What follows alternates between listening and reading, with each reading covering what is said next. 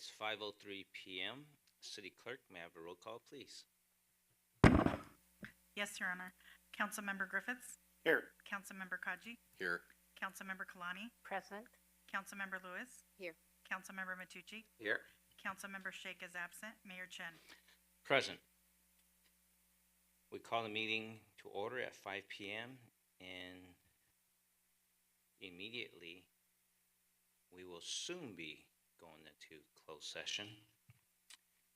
The council will now recess to closed session to confer with city manager and city attorney on agenda matters listed under 14A, conference with labor negotiator, 14B, public employee discipline, dismissal, release, 14C, public employee performance evaluation, 14D, real property, conference with real property negotiator, 14E, conference with legal counsel,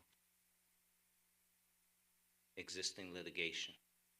A closed session on these matters is authorized by California Government Code Section 54957.6, 54957, 54957B1, 54956.8, and 54956.9D1.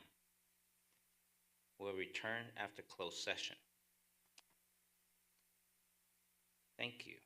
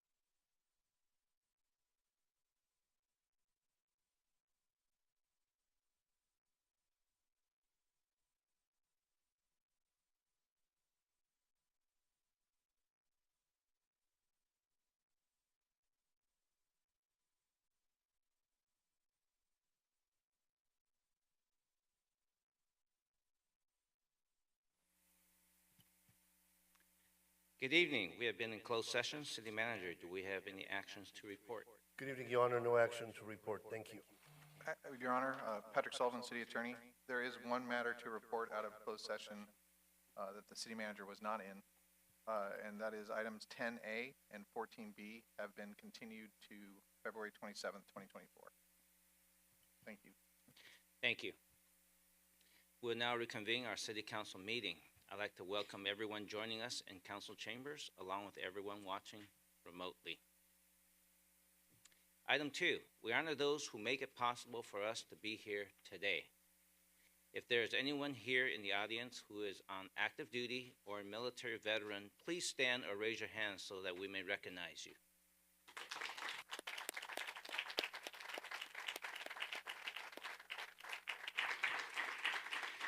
Please remain standing. I ask everyone to stand, and Councilman Kaji will lead us in the flag salute, and Councilman Griffith with the invocation. Place your hand over your heart. Ready, begin. I pledge allegiance to the flag of the United States of America and to the republic for which it stands, one nation, under God, indivisible, with liberty and justice for all. Thank you. Please remain standing. We are thankful for this day that has been given to us, for its blessings, its opportunities, and its challenges. May we appreciate and use each day that comes to us in a positive way. We pray for strength and guidance to lead us through each day's duties and each day's problems. May we be challenged to give our best always and to seek out the best in others. And let us continue to strive to make a better world for all of us. And while the need for water is so important, getting it all at once is more harmful than helpful. Please keep all those who are negatively impacted by these storms in your thoughts, as well as the responders who are tasked to deal with the preparation and aftermath of these storms. And lastly, keep our colleague, Councilmember Shake, in your thoughts during his recovery from surgery. Amen.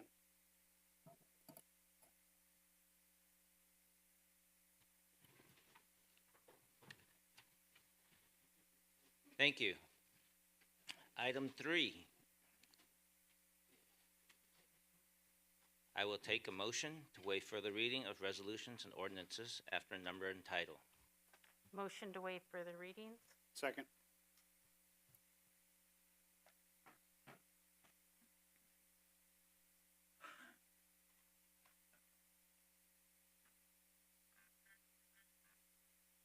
Start voting, please.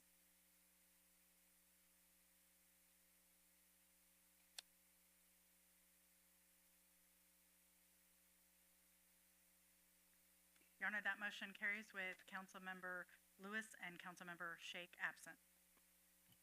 Thank you. Item 4, on the announcement of withdrawn, deferred, and or supplemental items. Thank you, Your Honor. Adam Shaparian, City Manager. As you know, item 10A has been deferred. We'll continue to a council meeting to be held on February 27th. We have oral communications, the supplemental materials. 9B, community development, discuss and provide direction on potential expansion of the existing noise monitoring system at Torrance Municipal Airport. 9H from police, appropriate funds, approve master release agreement for the lease of 54 unmarked police vehicles as a cooperative purchase with Sourcewell and authorize city manager to execute and administer the agreement. Item 9I from community development, discuss and provide direction on potential gateway entry signage for downtown Torrance. And 12A, which is the second and final reading of ordinance number 3929, amending the Torrance Municipal Code regulating touch and stop and go for full stop, taxi back, and low approaches at the Torrance Municipal Airport, adopt California Environmental Quality Act exemption, and approve an ordinance summary for publication. Thank you, Your Honor. Thank you. I ask that we adjourn tonight's meeting in memory of June Rosberg, who passed away on January 21st, 2024 at the age of 99. She was an amazing woman who was beloved by all who met her. June was born in 1925 in Chicago, Illinois. She grew up above the print shop that her mother ran and attended night school at Northwestern University after graduating from high school. Being an adventurous young adult, she moved away from home to work at Sun Valley Resort in Idaho. Here is where she discovered her love for dancing and being of service to others. She also worked at RCA, running a room called June's Tunes, where people could listen to records before buying them.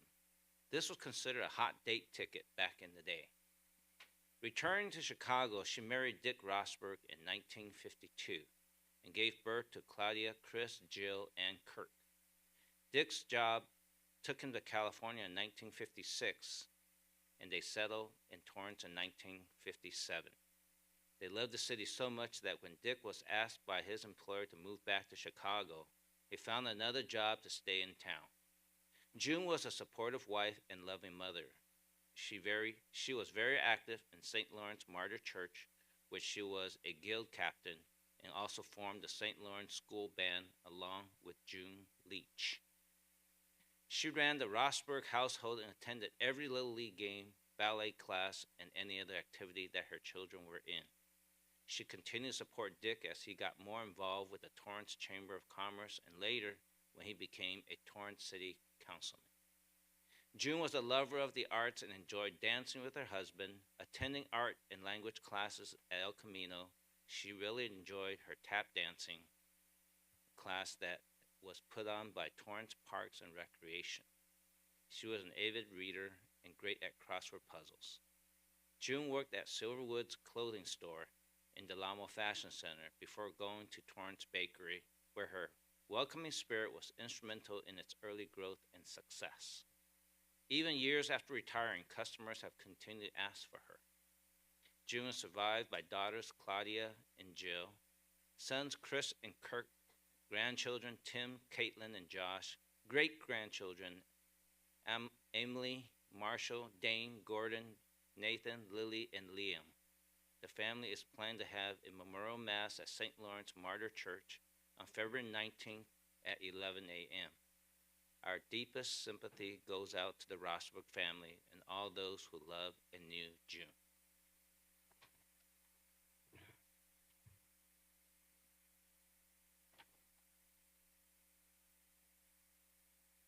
Tonight, as we enjoy being out in the rain, I'd like to recognize and thank our community for being responsive and aware of our first major storm of the year.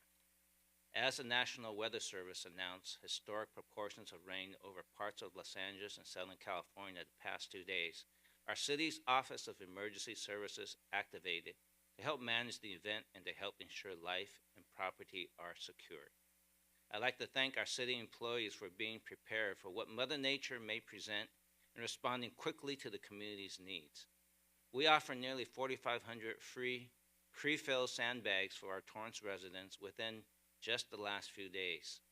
Our public works and community service teams, along with our first responders, and actually all of our city departments who continue to work around the clock to ensure our residents are safe and our streets are cleared. We encourage you to stay informed and download the city's free My Torrance CA app to report issues within your community. Subscribe to the city's emergency notification platform, Torrance Alerts. Follow the city's social media platforms and continue to be engaged. Thank you. With respect to Civic Center Master Plan Survey, I'd like to remind the public that the city is embarking on a Torrance Civic Center Master Plan and Economic Feasibility Study. As part of this process, city staff has initiated a robust community engagement strategy to capture your insights. We are eager to hear your thoughts on the vision, priorities, and goals that will shape the Civic Center Master Plan.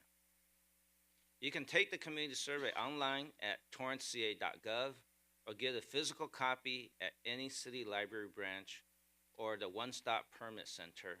Survey deadline to submit your response is currently February 29th. Attendees of tonight's City Council meeting can find hard copies at the back of the chambers. If you have questions, please feel free to contact City Manager's office at area code 310-618-5880 or send an email to land management, that's all one string, land management, the @ torranceca.gov. Your input is much appreciated to shape the future of our Civic Center campus. Thank you. City Clerk. Thank you, Your Honor. With the general municipal election a month away, I'd like to announce to Torrance residents have more options available when it comes to casting your ballot. The City of Torrance will host 4 vote centers for the March 5th, 2024 general municipal election. Several more locations were designated for early voting. From February 24th through March 5th, there will be 3 locations offering 11 days to cast your vote early. Those voting centers include Walteria Park, D. Hardison Sports Center, and the Mary K. Giordano Regional Transit Center. In addition, the Herma Tillman Senior Center will be designated at a 4th vote center, open 4 days leading up to the election day beginning March 2nd. Residents will also have access to the 24-hour drop box located near the Torrance Human Resources Department at 3231 Torrance Boulevard. This drop box is available for the entirety of the voting period. Thank you, Your Honor. Thank you. And we have an announcement by the Commission on Aging.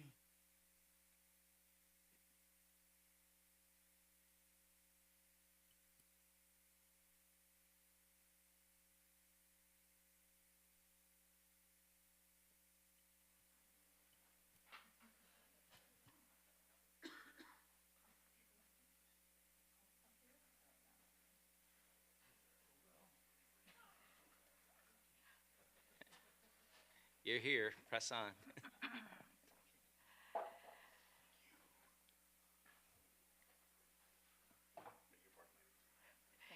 Good evening, Mayor Chen and council members. Julie Dojiri, Commissioner on the Commission of Aging, and I'm here to make an announcement. The City of Torrance City Commission on Aging is now accepting applications for our annual Older American Award. We have so many seniors who continue to be an active part of the city. A lot of the things that they do is, or one of the things that they do is volunteer. And so this award is to acknowledge and honor them for the wonderful service that they continue to give to our city. In the past 40 years, we have honored over 100 seniors. So if you know of a senior or part of an organization that have volunteers and you would like to nominate somebody, they would have to be at least 55 years of age and be a Torrance resident. And please send a photo along with your application. We are accepting applications until Thursday, March 21st, 2024. Please submit your application to Jesus Castro at torranceca.gov. Thank you. Thank you. Thank you all you do for the seniors in our community. Thank you. Thank you.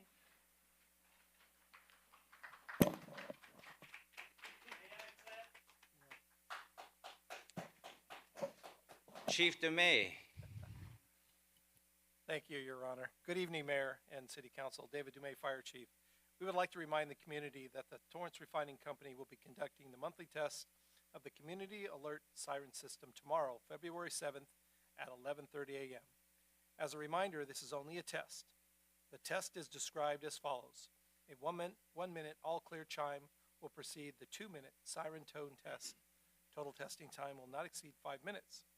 It is important to note the siren tone carries a greater distance and may be heard beyond the reach of the chimes. During an actual emergency, you will hear the sirens. We encourage the community to take action to shelter, shut, and listen for instructions from the city. Shelter in place means if you are outside while at home, go inside. Close all windows, doors, and vents, and turn off air conditioning. Listen for instructions from local cable, radio, social media sites, and through Torrance alerts. If driving, continue to drive. Close all windows and vents, set air conditioning to recirculate, turn your radio to 1620 AM city sounds for local instructions. Listen for the chimes that signal the all clear message to signal the emergency has concluded. For additional information regarding the community sirens, please contact the Torrance Refining Company, Community Relations at 310-212-1852. That's 310-212-1852. As you stated, Mayor, we encourage the community to sign up for Torrance Alerts, which is Torrance's emergency notification and warning system. For more information regarding Torrance alerts, please go to the city's webpage. Thank you, Your Honor. Thank you. And I have a oral for concurrence. I ask for the concurrence by the city council to ask staff to bring back an agenda item to rejoin Cal Cities, formerly known as League of Cities. We've been gone for this organization for about a year now, and the leadership, and we all understand why we left the Cal Cities back roughly a year ago. And my understanding is they've got the message that we really want to be represented, and we really want them to take up matters with respect to our concern back then, roughly a year ago, with respect to local control and the desires of our local city. There are also programs that Cal City provide that's not only for the elected officials such as us that go to conferences and network with other cities elected, but city staff members have a lot of resources they could go through that they can learn from the courses offered from Cal Cities. So do I have concurrence?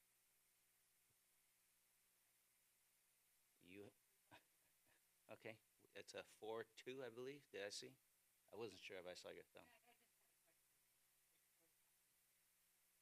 Okay, I like to see a thumb up or a thumb down. Okay. Thank you. I'd like to hear City Manager Chaparian. What is your thoughts on this, please? We have been members of Cal Cities for at least the 20 plus years that I've been here. Last year, as Mayor stated, the city had concerns with some of the local control policies of Cal Cities. We continue to engage with Cal Cities in a non-member capacity, which entails additional dues in attending the conferences. We are precluded from serving on some of their committees. That they have I know there's a city manager's division, the city attorney, finance, public safety, employee relations, transportation. City clerk is nodding. There have been instances where we used to be participating in their legislative roundup updates. There's been instances where we've been excluded and called out as non-member city. And so there's definitely value for us to rejoin, but I do understand the council's concerns regarding some of the advocacy position. Just so you know, I'm just asking for a comeback as an agenda item. I'm not saying we're going up or down. This is just to bring it back. You have the opportunity to ask all the questions you want when the agenda comes back up. With all due respect, sir, I had a question today, and I will give it a thumbs up. Thank you. Okay, so that's 5-1, I believe. Okay. We'll come back.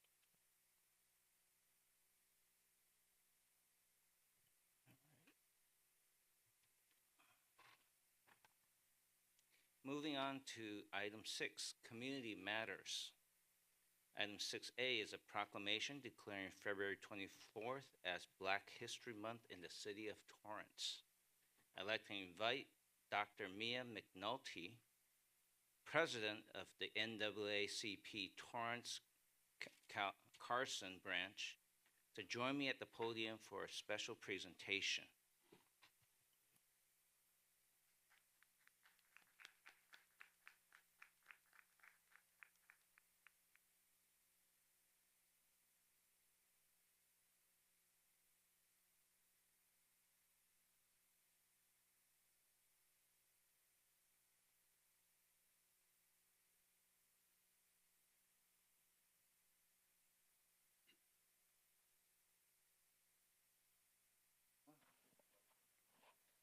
Councilman Kaji, would you start with the proclamation, please?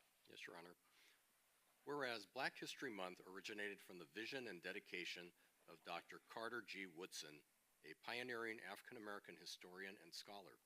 Black History Month is a time-honored tradition that serves as a significant reminder of the invaluable contributions made by African-Americans throughout history, and whereas the choice of February for Black History Month is deeply symbolic, coinciding with the birthdays of Abraham Lincoln and Frederick Douglass, and is aimed at linking the contributions of African Americans to both the legacy of emancipation and the ongoing struggle for civil rights, creating poignant connections between past and present, and whereas the establishment of Black History Month underscores the significance of recognizing historical achievements and encourages a broader understanding of the cultural tapestry that has shaped the nation, emphasizing the need to celebrate the diverse stories and perspectives contributing to America's historical richness, and whereas Black History Month inspires the next generation by providing positive role models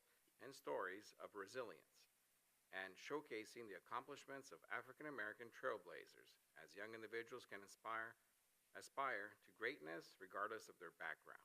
And whereas Black History Month has grown into a nationwide celebration, let us honor the legacy of Dr. Carter G. Woodson and the many individuals who have dedicated themselves to preserving, promoting the history of Black community, and take the time for reflecting, educating, unifying, embracing, and uplifting the contributions of every individual, regardless of their racial or ethnic background. Now, therefore, I, George Chen, as Mayor of the City of Torrance, California, do hereby proclaim February 2024 as Black History Month in the City of Torrance and encourage the community to honor African American history and the contributions during Black History Month, as well as throughout the year. Signed this 6th day of February 2024.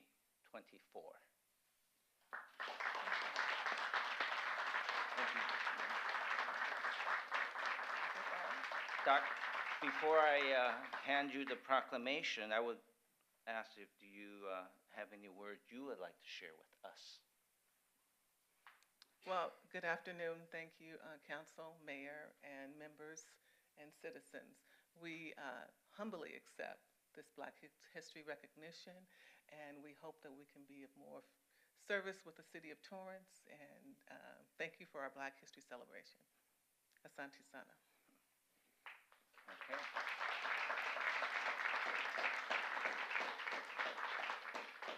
I'm going to ask the City Council members to please come down so we can take a picture with them together, please.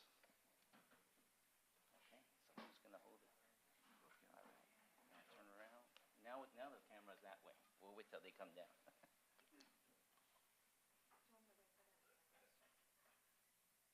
We could take 2 pictures. Okay, we'll do one here first.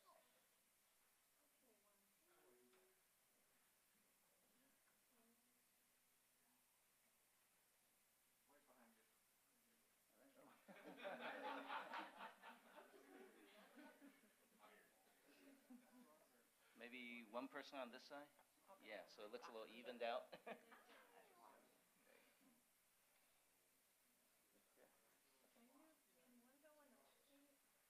Oh, he came down. So now, okay, now we're okay.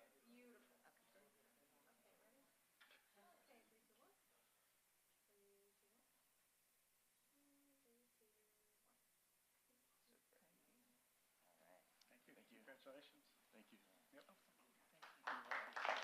Thank you for coming. Thank you for coming.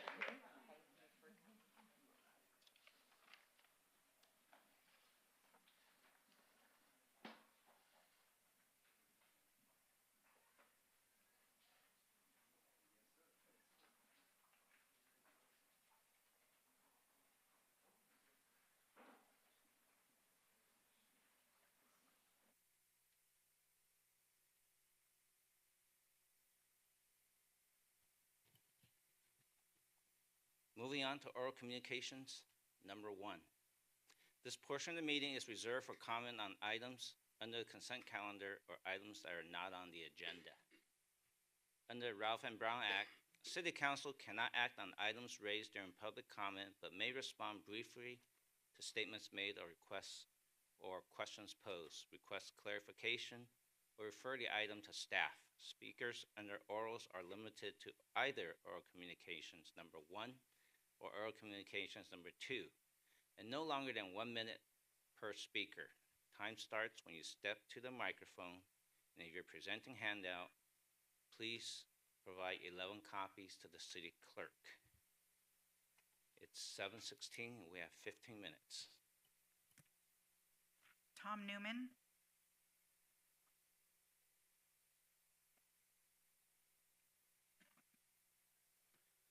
Yes, Mr. Mayor. It was a couple months ago that I brought to your attention that the drinking fountain that was in the lobby had been removed somehow, and I'm happy to see that it's now restored. So I say thank you. Thank you to whoever within the city decided to put one back in. Thank you, sir. I apologize if I mispronounce this next name. Ayush Kumar?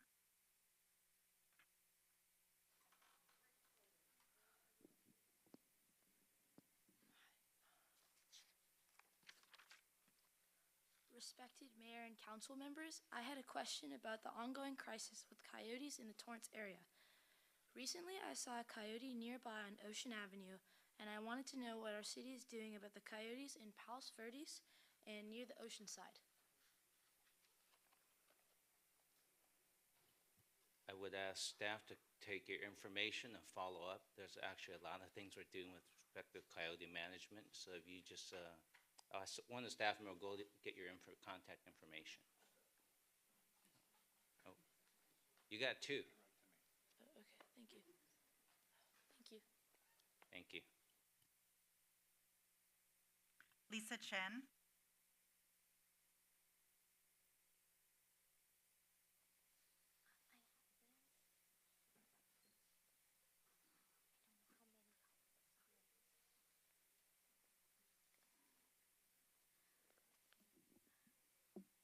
Respective Mayor and City Council, and thank you so much for allowing me to introduce this red envelope in Chinese tradition.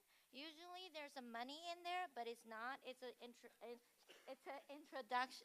It's an introduction about our celebration for Chinese New Year, and it's coming up on Saturday, and it'll be at our Chinese school. And then I just recently realized that it's a conflict with the city Chinese New Year celebration. But I hope that maybe in the future we can actually kind of combine this event, because we have a lot of parents from Torrance, and then they're all really welcome, like really excited about this Chinese New Year event.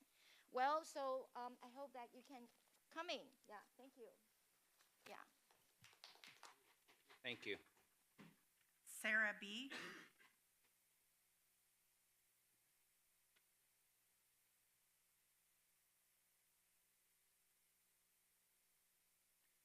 She calls Sarah B.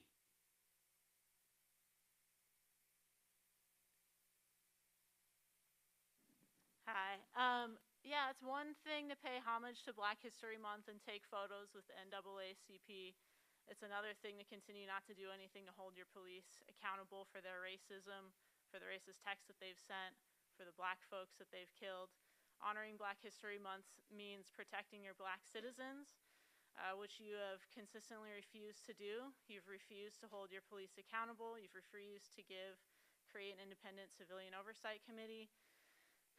You've given every lazy, uneducated reason not to, but you still don't. You promised that Chief Hart would come and give presentations to the City Council to report on the police, but he hasn't done that, or you just haven't closed sessions, which means you're just limiting transparency, which is defeating the whole purpose of having the police chief report. Honor Black History Month by creating an independent civilian oversight committee for the police. Erica Winston?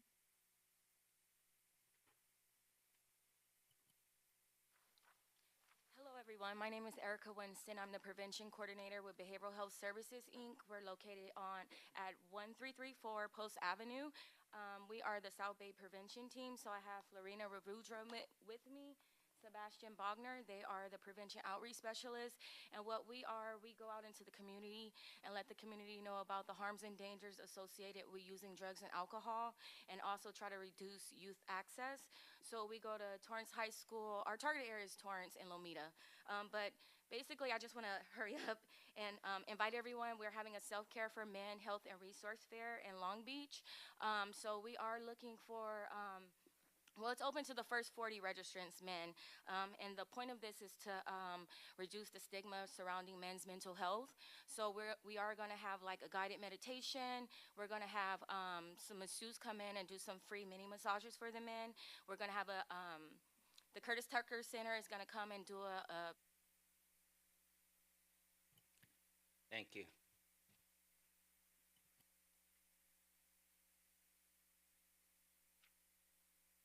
McKenna, McKenna? Okay, so City Clerk, we still have some time left. Are there any other members of the public who wish to come to the microphone and speak on items not on the agenda? You have 1 minute.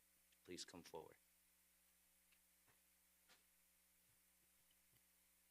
Hello, this is Andy Porchop. I was just gonna report you, the most beautiful part of city of Torrance is falling apart, and I don't know, if like one landslide, I saw 3 people with shovels, on Pacific Coast Highway, and the other place, it was kind of busier. But anyway, so it's very sad, the Torrance Riviera and Hollywood Riviera is coming down. Well, anyway, the other thing is Mr. Chan is threatening me to kick me out before I do anything. So let me tell you something. You were over 20 minutes late. That's very disrespectful, not just to me, to the whole community. So instead, telling me I'm gonna be kicked out, maybe your ass should concentrate starting the meeting at 6:30. 6:30 is 6. Your time is up, sir. Anyone else from the public who wish to speak?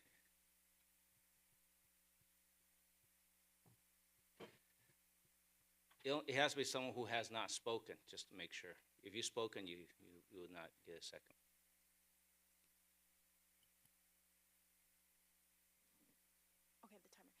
So I just wanted to speak more about it because, so basically during this event there will be learning truth and facts about fentanyl and overdose prevention, because that's a big thing that's going on with the fentanyl overdose with our youth and in our communities all around. And there will be naloxone training and a naloxone kit. And we just want to invite you guys, and we did put a couple flyers in there if you guys want to just share it. Or, I mean, some of the men can even come attend it. Like we said, the first 40 registered participant, there will be some food. And yeah, thank you. Thank you. Anyone else in the public who wishes to speak? If not, we will move on to the consent calendar. Do any members of the council wish to pull any items listed under the consent calendar?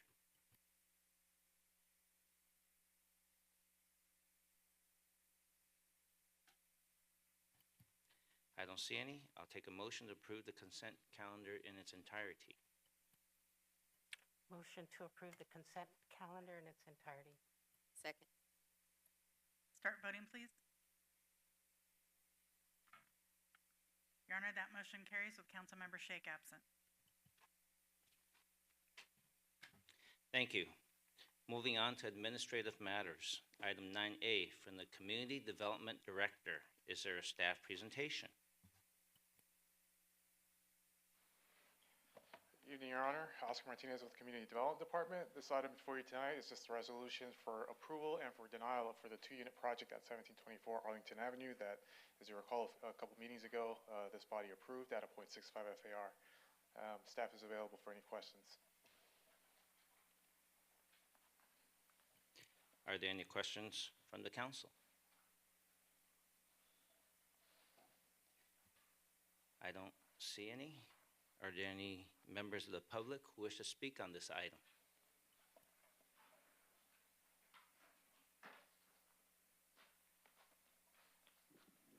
This is Porchop again. I'm kind of confused. I don't know if this is my English or my whatever, my intelligence, but this thing is going on now like 10 years or more, and I thought last time it was done. So what are we doing here exactly? I thought last time the thing was done. You voted for it, So what this has to be done, what can a citizen do to get a construction permit?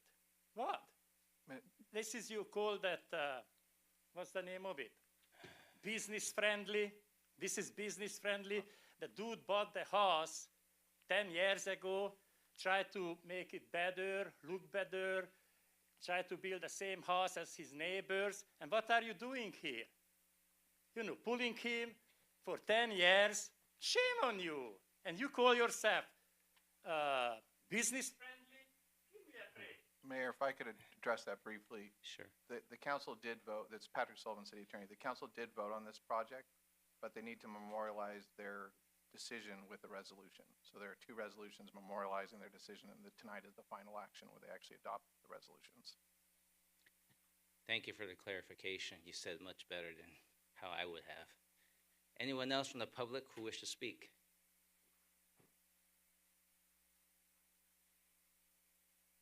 Okay, I don't see any. City Clerk, may we have number and title, please? Yes, Your Honor. The first is Resolution Number 2024-04, a resolution of the City Council of the City of Torrance, California, approving an appeal and approving a Planning Commission review as provided for in Division 9, Chapter 1, Article 49 of the Torrance Municipal Code to allow the construction of a new 2-unit residential development in conjunction with the demolition of a contributing single-family residence on property located within the Torrance Track overlay in the R2 zone at 1724 Arlington Avenue. And the second resolution is Resolution Number 2024-05, a resolution of the City Council of the City of Torrance, California, denying an appeal and denying without prejudice a conditional use permit as provided for in Division 9, Chapter 3, Article 3 of the Torrance Municipal Code to allow the construction of a new 2-unit residential development with a floor area ratio FAR exceeding 0.65 on property located within the Torrance Track overlay in the R2 zone at 1724 Arlington Avenue. Move to adopt resolutions 2024-04 and 2024-05.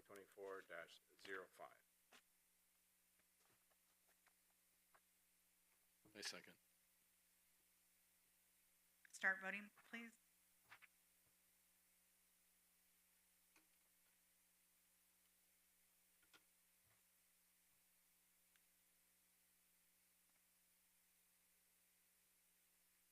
Your Honor, that motion fails with council members Griffith, Kalani, hold on one second.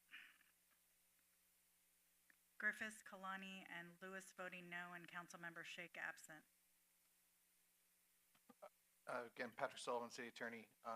I know people had voted for or against this, so we can either bring this back when Councilmember Shake comes back. All these things do are just memorialize the council's decision. So it's up to the council, obviously, if they want to do it, but you're really voting just to document what the council did on that date. Your vote on that date will be reflected in the resolution. So, City Attorney, I just want to make sure what I think you're saying is even though the vote failed today, all it means is it'll be brought back in the future item on the agenda? Correct. We can either bring it back when Councilmember Shake returns, mostly I think it's end of March.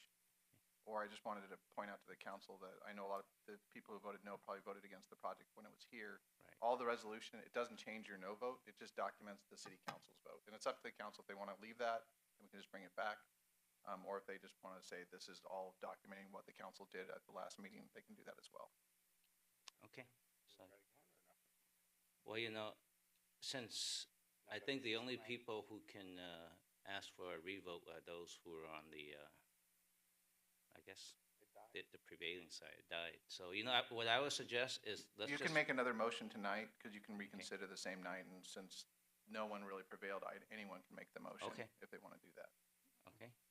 If they want to do that, if they want to continue it, or wait to bring it back on when Councilmember Shake can do that as well. We'll go one more round and see what happens. If it doesn't happen, then we'll just push it down another 1 or 2 months. I mean, it's going to come back no matter what we do, right? I'd like to make a motion that we adopt resolutions 2024-04 and 2024-05. Second. Start voting, please.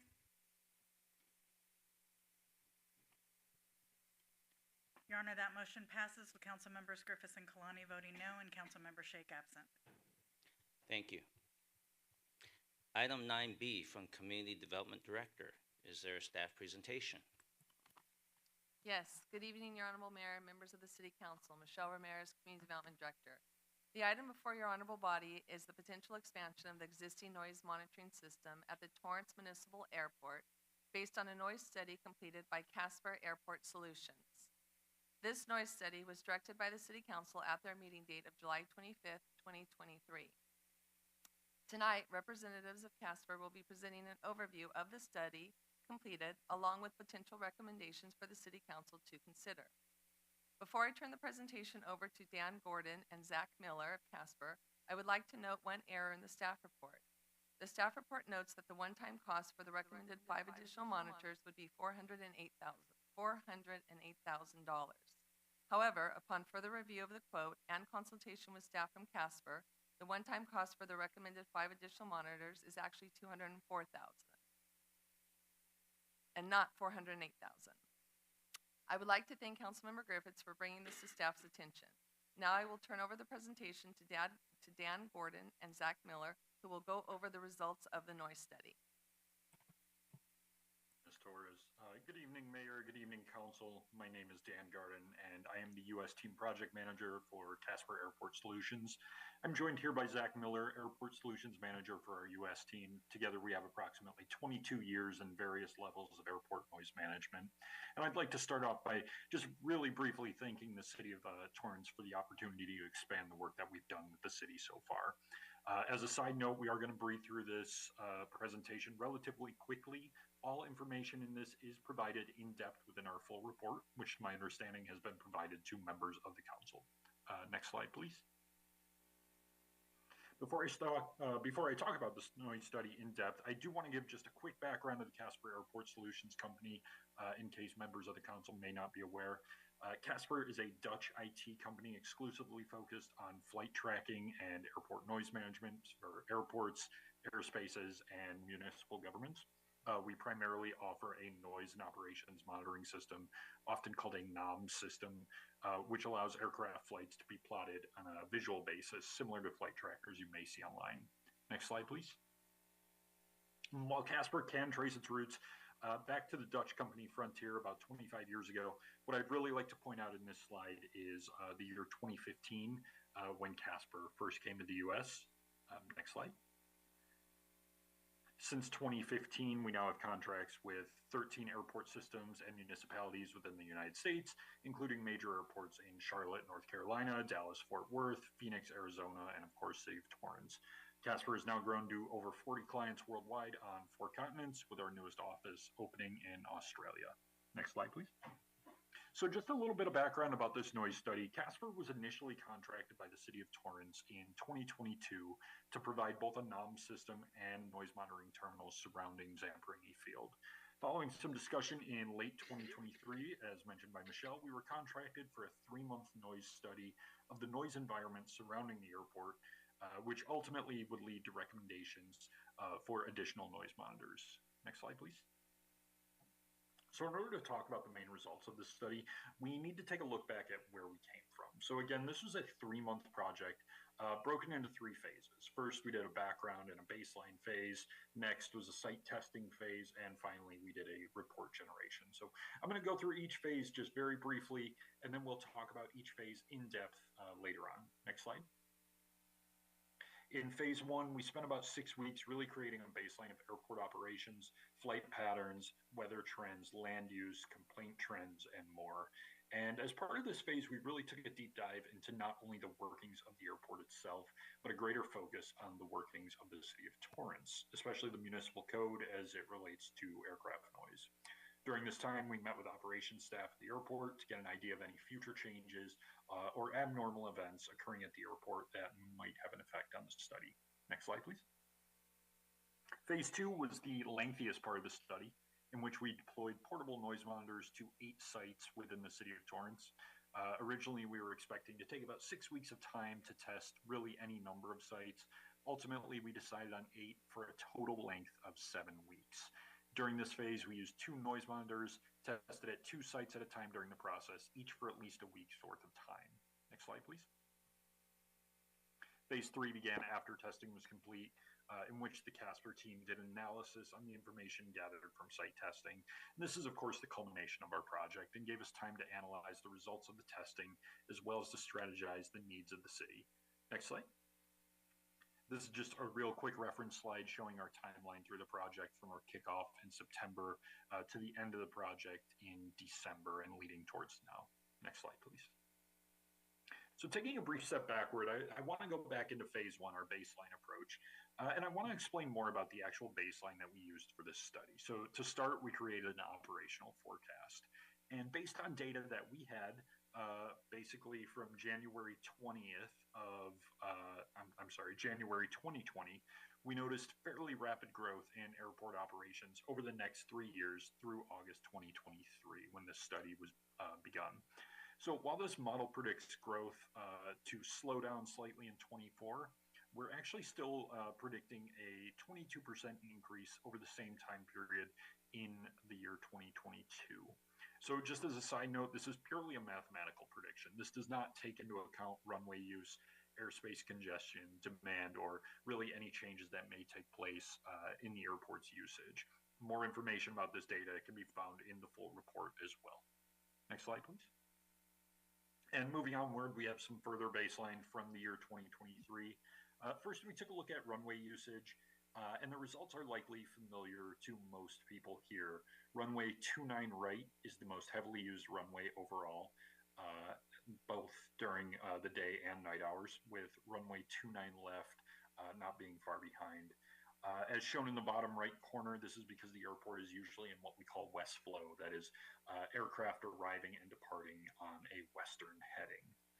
In the same chart, we can see a slight increase in April of 2023 in particular, where the airport hit its high usage of eastbound operations at about 19% of operations for that month. And by looking at the wind direction graph in the lower left there, we see that prevailing winds throughout the year are from the west, with less predominance in the late fall, winter, and early spring. So at this point, that is a basic overview of the baseline. I'd like to hand it over to my colleague, Zach Miller. He'll be talking about phase 2 of the project, beginning with an overview of the equipment that was used during testing. Zach? Hi, Dan. Thanks so much. You can go to the next slide. So for phase 2 of testing, we built these portable monitors. These are constructed from largely the same primary components as the permanent noise monitoring terminals. This is mostly a sound level meter, Larson Davis 831C, the same ones that are at the fixed sites. A small computer called a StratoPi, which allows us to do remote diagnostics and get good data. A modem to transmit that data, and a power source. The only difference between the portable monitors and the fixed monitors is that the portable monitors did not have backup battery. The power source was city power with using an extension cord essentially. The most important thing though, just for posterity's sake, is that these are set to be calibrated at 2 a.m. every single day, and we got those calibration reports every single morning, so we always knew that they were working and everything was going well. They were also calibrated manually at deployment by our subcontractor. Next slide, please. So a lot of factors went into site selection, of course. We have 6 listed here. Basically, the most obvious is we're looking for areas with high overflight activity, and we're looking for noise-sensitive areas. Now, when we say noise-sensitive areas, it means a couple of things. Typically, we're looking at areas that are designated by the EPA and both state and local authorities as areas that are considered to be non-compliant with high levels of environmental noise. This is typically schools, houses of worship, residential areas, specifically medium and high density residential areas, open parks, things like that, areas that are zoned for commercial use or industrial use typically have a higher threshold for what's considered acceptable noise. We also wanted to take into account the 7 existing monitors. We wanted the data that we got from the testing phase to be unique, essentially, and provide some synergy with the existing monitors and not conflict with the data that we were getting from monitors that might be too close. Complaint locations, obviously, we had about 18 months of complaint data for the city of Torrance at start of the project. We took that into account. Obviously, areas that are considered complaint hotspots, we took into consideration. There was also 2 areas here that are highlighted in orange. These are areas that were designated by the city to be focus sites. If the first 3 criterias were of interest for a possible site and were inside of these areas, we looked a little bit more closely at those. And then there were also, of course, some logistical considerations that we had to take into account. Given that there were no battery backups in the portable noise monitors, we had to make sure that there was power access for 24 hours. So that limited us slightly, but luckily most parks and public facilities had a place where we could deploy. Next slide, please. So these were the 8 sites that we tested. As Dan mentioned, we did them 2 at a time, and they are numbered and named. They're basically just named after the park that we used.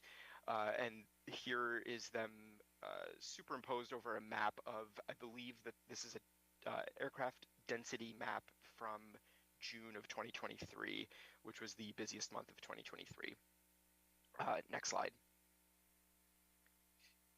So testing site 1 was El Retiro Park. What I'm going to do in this section is go over every single one of the sites and, just kind of, very briefly talk about something that was of interest and unique to that site. So this was the location of El Retiro Park. You can see it was off the runway end of West Flow, a little bit to the south, and it is in one of the areas of interest highlighted by the city. And it is in a park and nearby a lot of homes, medium and low density, and a library branch as well. Next slide. One of the more interesting things that we picked up from the site is that we picked up a lot of single noise events that were in the higher end, over 70 decibels, LMAX, which is one of the metrics used for measuring noise. This area was also of interest because there is a municipal code for the city of Torrance that requires aircraft to not turn left after departing to the west unless they've climbed to 1,500 feet or reached the ocean. So a lot of the aircraft that meet that 1,500 feet threshold were turning left roughly over this area. So there was a lot of that traffic being captured by this site. Next slide, please. The next was Madrona Marsh. It's a large nature preserve to the north of the runways, surrounded by a lot of medium and high density housing, also in one of the areas of interest designated by the city. Next slide. So there were obviously the things that I mentioned here, but also one of the primary flights that were captured from this site were aircraft that were departing off of runway 29 right. So we mentioned earlier that 29 right is the most heavily used runway. That runway has a right-hand traffic pattern, which means if you are not flying perfectly straight off of departure, if you're going anywhere else, you have to take a right turn. So if you take that right turn and you are leaving what we consider to be the traffic pattern, doing a circuit flight or a training flight, what most aircraft do is they take a right off departure and go and fly that heading continuously. And this is the first area that they would hit once they leave that traffic pattern. So we caught a lot of those operations. Next slide. So the next site was Sea Air Golf Course. As you can see, it's runway heading for 29 right all the way out, a little bit further out than the NMT-1, which is the one that's directly off the runway edge.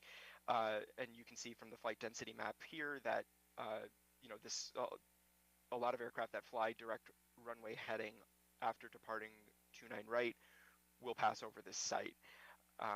Next slide, please.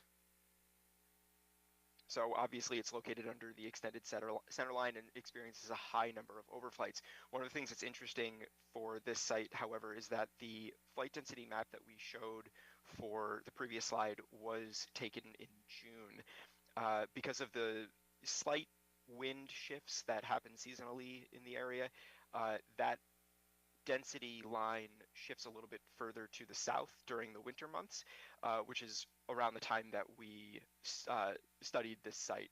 But we did take into account those seasonal shifts when we did that. And obviously the sensitive land use here is much more sensitive by the EPA definition than Site 1, even though Site 1 is, and when I say Site 1, I mean the fixed Site 1. Even though fixed Site 1 is closer to the airport, this site that we tested is much more sensitive to environmental noise, schools, churches, parks, etc. Next slide, please. So Site 4 is Paradise Park. Again, in a really densely populated residential area by a lot of schools and by a lot of parks. Next slide. Interesting thing about this site is that it does take into account, or it did capture a lot of evening and nighttime flights. Now, one of the things that's interesting about the right-hand traffic pattern that we talked about for one of the previous sites is that if you are landing at Torrance and if you're landing on runway 29 right, you have to enter that right-hand traffic pattern unless you're coming straight in. And a lot of aircraft entered the pattern from the north and the west due to a lot of overlapping airspace, especially from LAX, things like that. There are specific corridors that aircraft that are flying at lower altitudes, GA aircraft, things like that, have to take. And one of those takes aircraft directly over this site. And as you can see from this graph that I put in, the Paradise Park location had evening and night weighted noise levels pretty much at a level that is comparable to some of the other sites that saw far fewer or saw far more flights. But because of the propensity of night and evening traffic over the site, it was right in line with some of the primary fixed sites. Next slide. The next site was Sur La Brea Park. It's off to the northeast of the airfield. This was a complaint hotspot a little bit. There were a lot of homes in this area that had submitted complaints, formal complaints to the city about aircraft noise in 2023. Parks, residences, it's kind of right on the Lomita line, but we tested in Torrance for the site. Next slide. So similar to Madrona Marsh, if you were to depart off of this north runway, and you are required to stay in that right-hand traffic pattern, which means if you were taking off runway 11 left, you would have to take a left-hand turn to stay in that north traffic pattern. If you were to leave the pattern, then you would have to take that left-hand turn regardless, and then continue in that northerly heading. And this would take you directly over Sur La Brea Park. One other interesting thing about this site is that there is only one published jet departure route for Zambrini Field, and the RNAV approach, the area navigation GPS spot that you're supposed to fly over, is right in this area. So even though Torrance doesn't see a lot of jet aircraft utilizing the airfield, if they are utilizing it, and if they're utilizing it in inclement weather or what we call IFR weather in the aviation world, you would be instructed by ATC to use this departure route. And there was one that we did see jet traffic using that route during the testing phase. Next slide, please. Next is Alta Loma, right in the southern corner of the city. Parks, residences, a golf course is over there too. Next slide, please. So this site was interesting because aircraft using the southern runway did not have a noise monitor in that corner during the last, what we call base leg of that approach. So when you take off, it would be 29 left. When you take off 29 left, you're required to take a left turn to stay in that southerly traffic pattern, flying over, I believe it's Torrance 1, and then Torrance 7, and then Torrance 6. And then there is a large kind of empty space in between Torrance 6 and Torrance 5, I believe. And there were a lot of areas down there that where we captured a lot of interesting flight traffic. One of the required GA flight paths that I discussed earlier actually takes aircraft directly overhead the airport, perpendicular to the runways, and then they would have to take a left and enter base leg and then land a west flow at the airport. And a site in this location picked up a large amount of aircraft on that final base leg. So turning, flying at the lowest approach of that path, and making a significant amount of noise. Next slide. So Site 7 was Charles H. Wilson Park. It's a large park. It looks like it's attached to a school or a sports complex or something. Multiple schools in this area, and low density homes as well. Next slide, please. Interesting thing about this part is, unlike the previous location that saw a lot of evening and nighttime traffic, the daytime CNEL for this location was on par with the highest for the time that we used this site. CNEL is the community noise exposure level. Of course, the standard that the state of California uses for averaging noise exposure over long periods of time.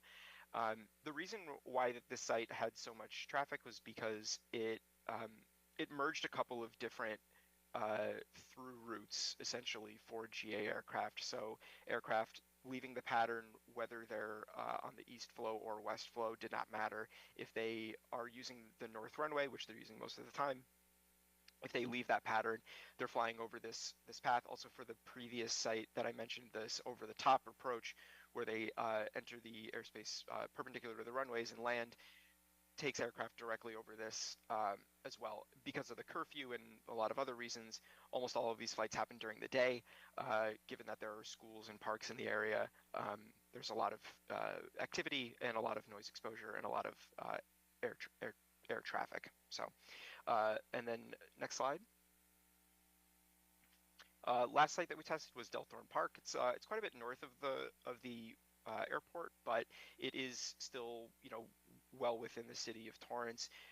There are a lot of aircraft that are kind of crisscrossing this area, so we still got some data. Next slide. So the primary factor with this aircraft, with this portable site, was that because of all of the overlapping airspace that I mentioned, sort of the encroachment of LAX airspace and all of the smaller GA airports that dot Southern California, or Southern LA County, I guess, there are specific routes that aircraft that are not flying into LAX have to take, and you can kind of see this in this screenshot, what I'm talking about. So this port 1 is the location that we tested, and you can see this very clear green strip of air traffic flying southwest, southeast, and northwest over this location. These are almost exclusively general aviation small aircraft flying below 5,000 feet to avoid LAX airspace. A lot of these aircraft were actually not utilizing Torrance Airport, but they are flying directly through Torrance to get to wherever they need to go, whether it's Long Beach Airport or any points up the coast. There was this kind of confluence point of transit flights. Next slide.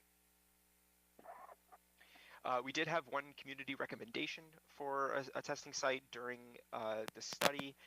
It was at this location at West 238th Street, right by Lagos Echo Park. Next slide, please. Ultimately, we felt that this site didn't meet the methodology that we went over earlier in this presentation. It would have gotten a good amount of noise data, surely, but because of its proximity to existing monitors, we didn't feel that it would have given us unique enough noise data and given us any further insight that we're not able to get from the monitors that were, I think it was about a quarter mile to the north and to the south of that location. Next slide. So of the sites that we did test, these 5 ended up being our recommendations. We made a pretty lengthy case for all of those sites in our in the full report, which you all have access to. Next slide. And just so you can see, these are the locations of those 5 sites. So primarily focusing on aircraft landing west flow 3 and 4, and departing west flow 1, 2, and 5. Next slide.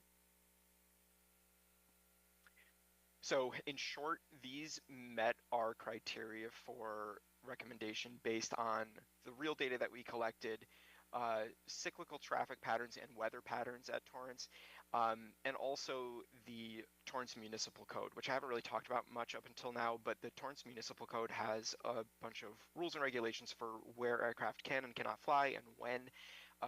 This factored heavily into our decisions as well. We felt fairly confident with all of the the projection charts and the weather charts that we got that Dan went over earlier on in this presentation, that these sites would provide unique insight into areas affected by aircraft noise, be able to quantify some of the Torrance Municipal Code rules and regulations about where aircraft can and cannot fly and what noise they're producing in those locations. And so on and so forth. So we did just want to say also that the final decisions are to be made by the city officials. We can do any further consultation or discussions on any of these matters, but we want to make it clear that these are just our recommendations based off of our expertise and our study. Next slide. Last thing that we wanted to mention was that the areas that we tested don't have to be replicated exactly if the city were to go forward with the recommendations. We picked sites based off of accessibility and power. Fixed monitors would not have those same logistical issues necessarily.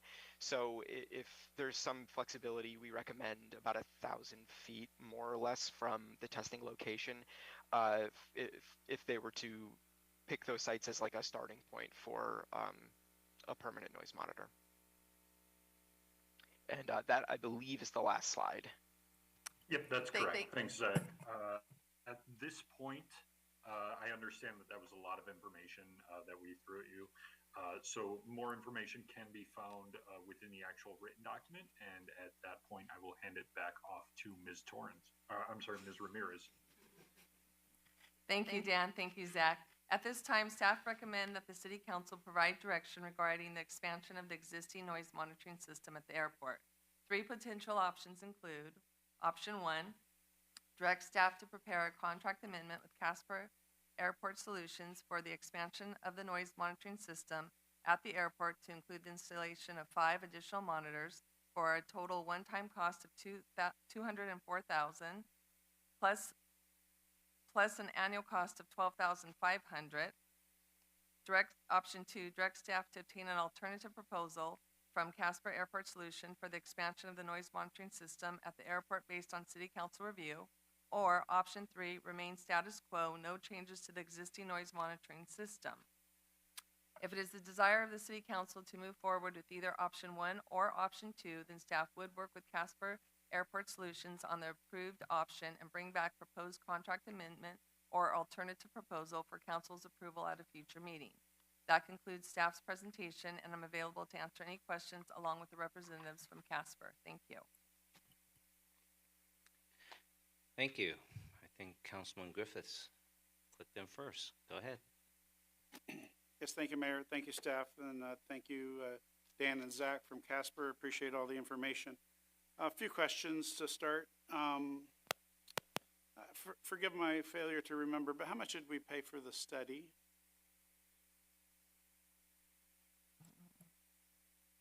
Approximately. I believe the final cost was $12,500 for the study. Thank you. The purpose, I'm hearing echo, the purpose of the sound monitoring systems and the noise monitoring systems that we have in our city is to detect noise and cite people for violating our ordinance. Is that correct, staff? Yes. And so in that light, during this testing that was done on these sites, I didn't see this anywhere in the report, but how many incidents of noise that were actually violating our ordinance were detected at these test sites? And that would be the Casper folks. Sure, I can take that, Dan. Yep. So I think we used a different metric to decide the viability of these monitoring sites. We didn't count individual noise events that could or could not be noise violations based off of the current Torrance Municipal Code. We can go back and look at the data and give you a solid number for that. But they could be used for that purpose, for issuing noise violations based off of the thresholds in the TMC. I mean, I think that's the whole purpose of having these monitors in the first place, is to be able to cite violating aircraft for violating our noise ordinance. And so in my opinion, there's really no point putting a monitor where there's not likely to be any violations that we could enforce on, especially on aircraft that don't even touch our airport. For instance, any aircraft flying from Long Beach or LAX that happens to fly over our city, we have no ability to enforce on those planes. Is that correct? Correct. So, yeah, although it may be noise to our community, if we can't enforce on it, I don't really see any point in spending money to put up a noise monitoring station in locations where we aren't going to really detect any violations, or it's aircraft traffic that's not to or from our actual airport. I also heard that there was an awful lot of, in the study, a lot of nighttime noise being identified.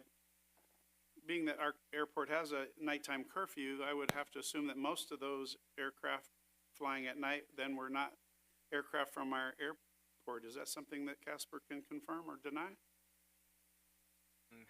The monitor that picked up a lot of the evening and nighttime flights were almost all landings. So the way that I understand the curfew for Zamperini is that it can really only be forced on takeoffs and not landings. So the aircraft that are landing are not really subject to it in the same way that departures are. Also, the evening hours end based off the definition of evening by CNEL is, I think, from 7 p.m. to 10 p.m. So there was a lot of traffic in that window, which is still weighted more heavily than daytime flights. But yeah, the aircraft that were flying over that location were landing and were using your airport. Thank you. To me, the most important piece of information that I don't see in the report is what I mentioned earlier, is during the actual study period for each of these sites, how many actual violations were recorded. Obviously, we don't enforce on it during the study period, but I would like to know that, because that's really what this is all about as far as I'm concerned. And I don't know if that's information that you can easily get. I'd sure like to see that before we make a recommendation for expenditure on noise systems. Should be readily available from our system, and we can certainly readdress that. I just would like to point out real briefly, the existing monitors surrounding Zamperini Field are extremely well placed for the purpose of capturing noise violations. All 7 are, within a statute mile of runway end. So outside of that ring, I think it's fairly unlikely that overhead flights will cause a level of noise sufficient to cause a violation. But a lot of the testing that we did at this study was really to provide further insight for your residences. So not necessarily to track violations, but to look at a more holistic view of noise over the community. Yeah, I appreciate that. And actually, the heat maps tell me really everything I need to see. You can really see where the preponderance of the traffic is going. And you made a comment there that really kind of says it all for me, is that if you don't think the monitors that you're recommending won't actually generate any violations, then I'm not sure I see any point in it. One of the things, I've been on the council now for 10 years, and the airport's always been a big issue for me over the years. I've talked to a lot of pilots and a lot of staff over the years, and this is not a recent comment, Terry, that I've heard, but I've heard over and over and over, especially from pilots, that, oh yeah, we can just fly between the existing monitors and avoid a violation. And so that's an issue that really concerns me more than anything. In my opinion, we should tighten up those holes so that we can, in fact, have pilots who are too loud be, in fact, identified and enforced upon, and not use our test sites as a place for them to just fly around to avoid a violation and try to skirt our system. So I'm curious to hear what my colleagues have to say and the public has to say, but that's my questions for now. Thank you. Thank you. Any other members of the council have any comments or questions? Councilwoman Lewis. Thank you, Mayor. I tend to agree with Councilmember Griffiths. I think that if the system's not actually going to capture what the main flights are, then that's 204,000 and some change that we could actually put towards something else that may be more useful. So I'm leaning toward option 3. Thank you. Any other members of the council have any questions or comments?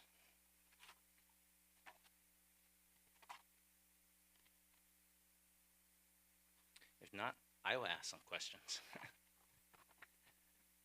I'm going to just flip through based on taking notes for the presentations. First of all, thank you for doing the study. I just want to make sure I level set myself. So if I go to the page where you have, it says testing locations, that has a heat map, I believe.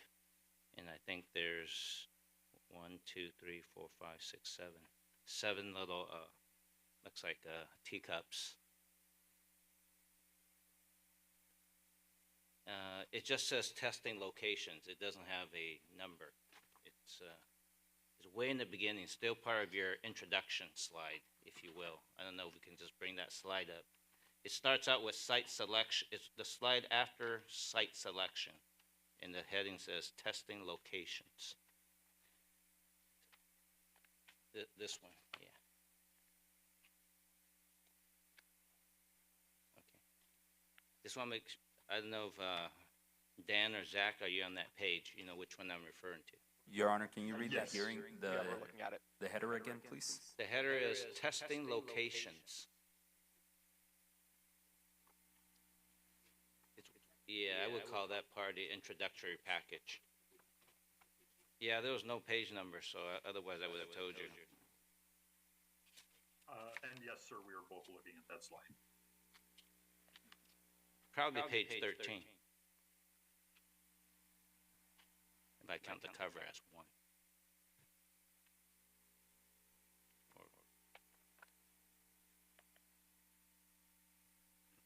The one that has a little legend on the lower right that has reference number 8 locations, starting with Sierra Golf Course.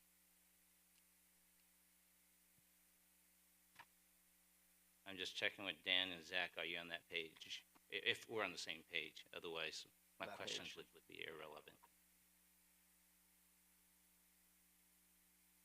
Yes, we're looking at that page.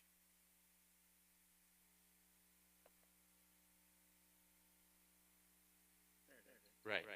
So first of all, I'm counting just the existing little teacups. I'll call it Disneyland teacups. There's 7 of those with the gray on the bottom. Those are the existing noise monitor locations, correct? Correct. Okay. All right. I So now I put some little context for myself and everyone else what Councilman Griffiths is referring to a little bit.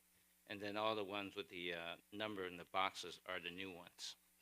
Okay, so now we flip 2 pages where it says El Retiro Park conclusions.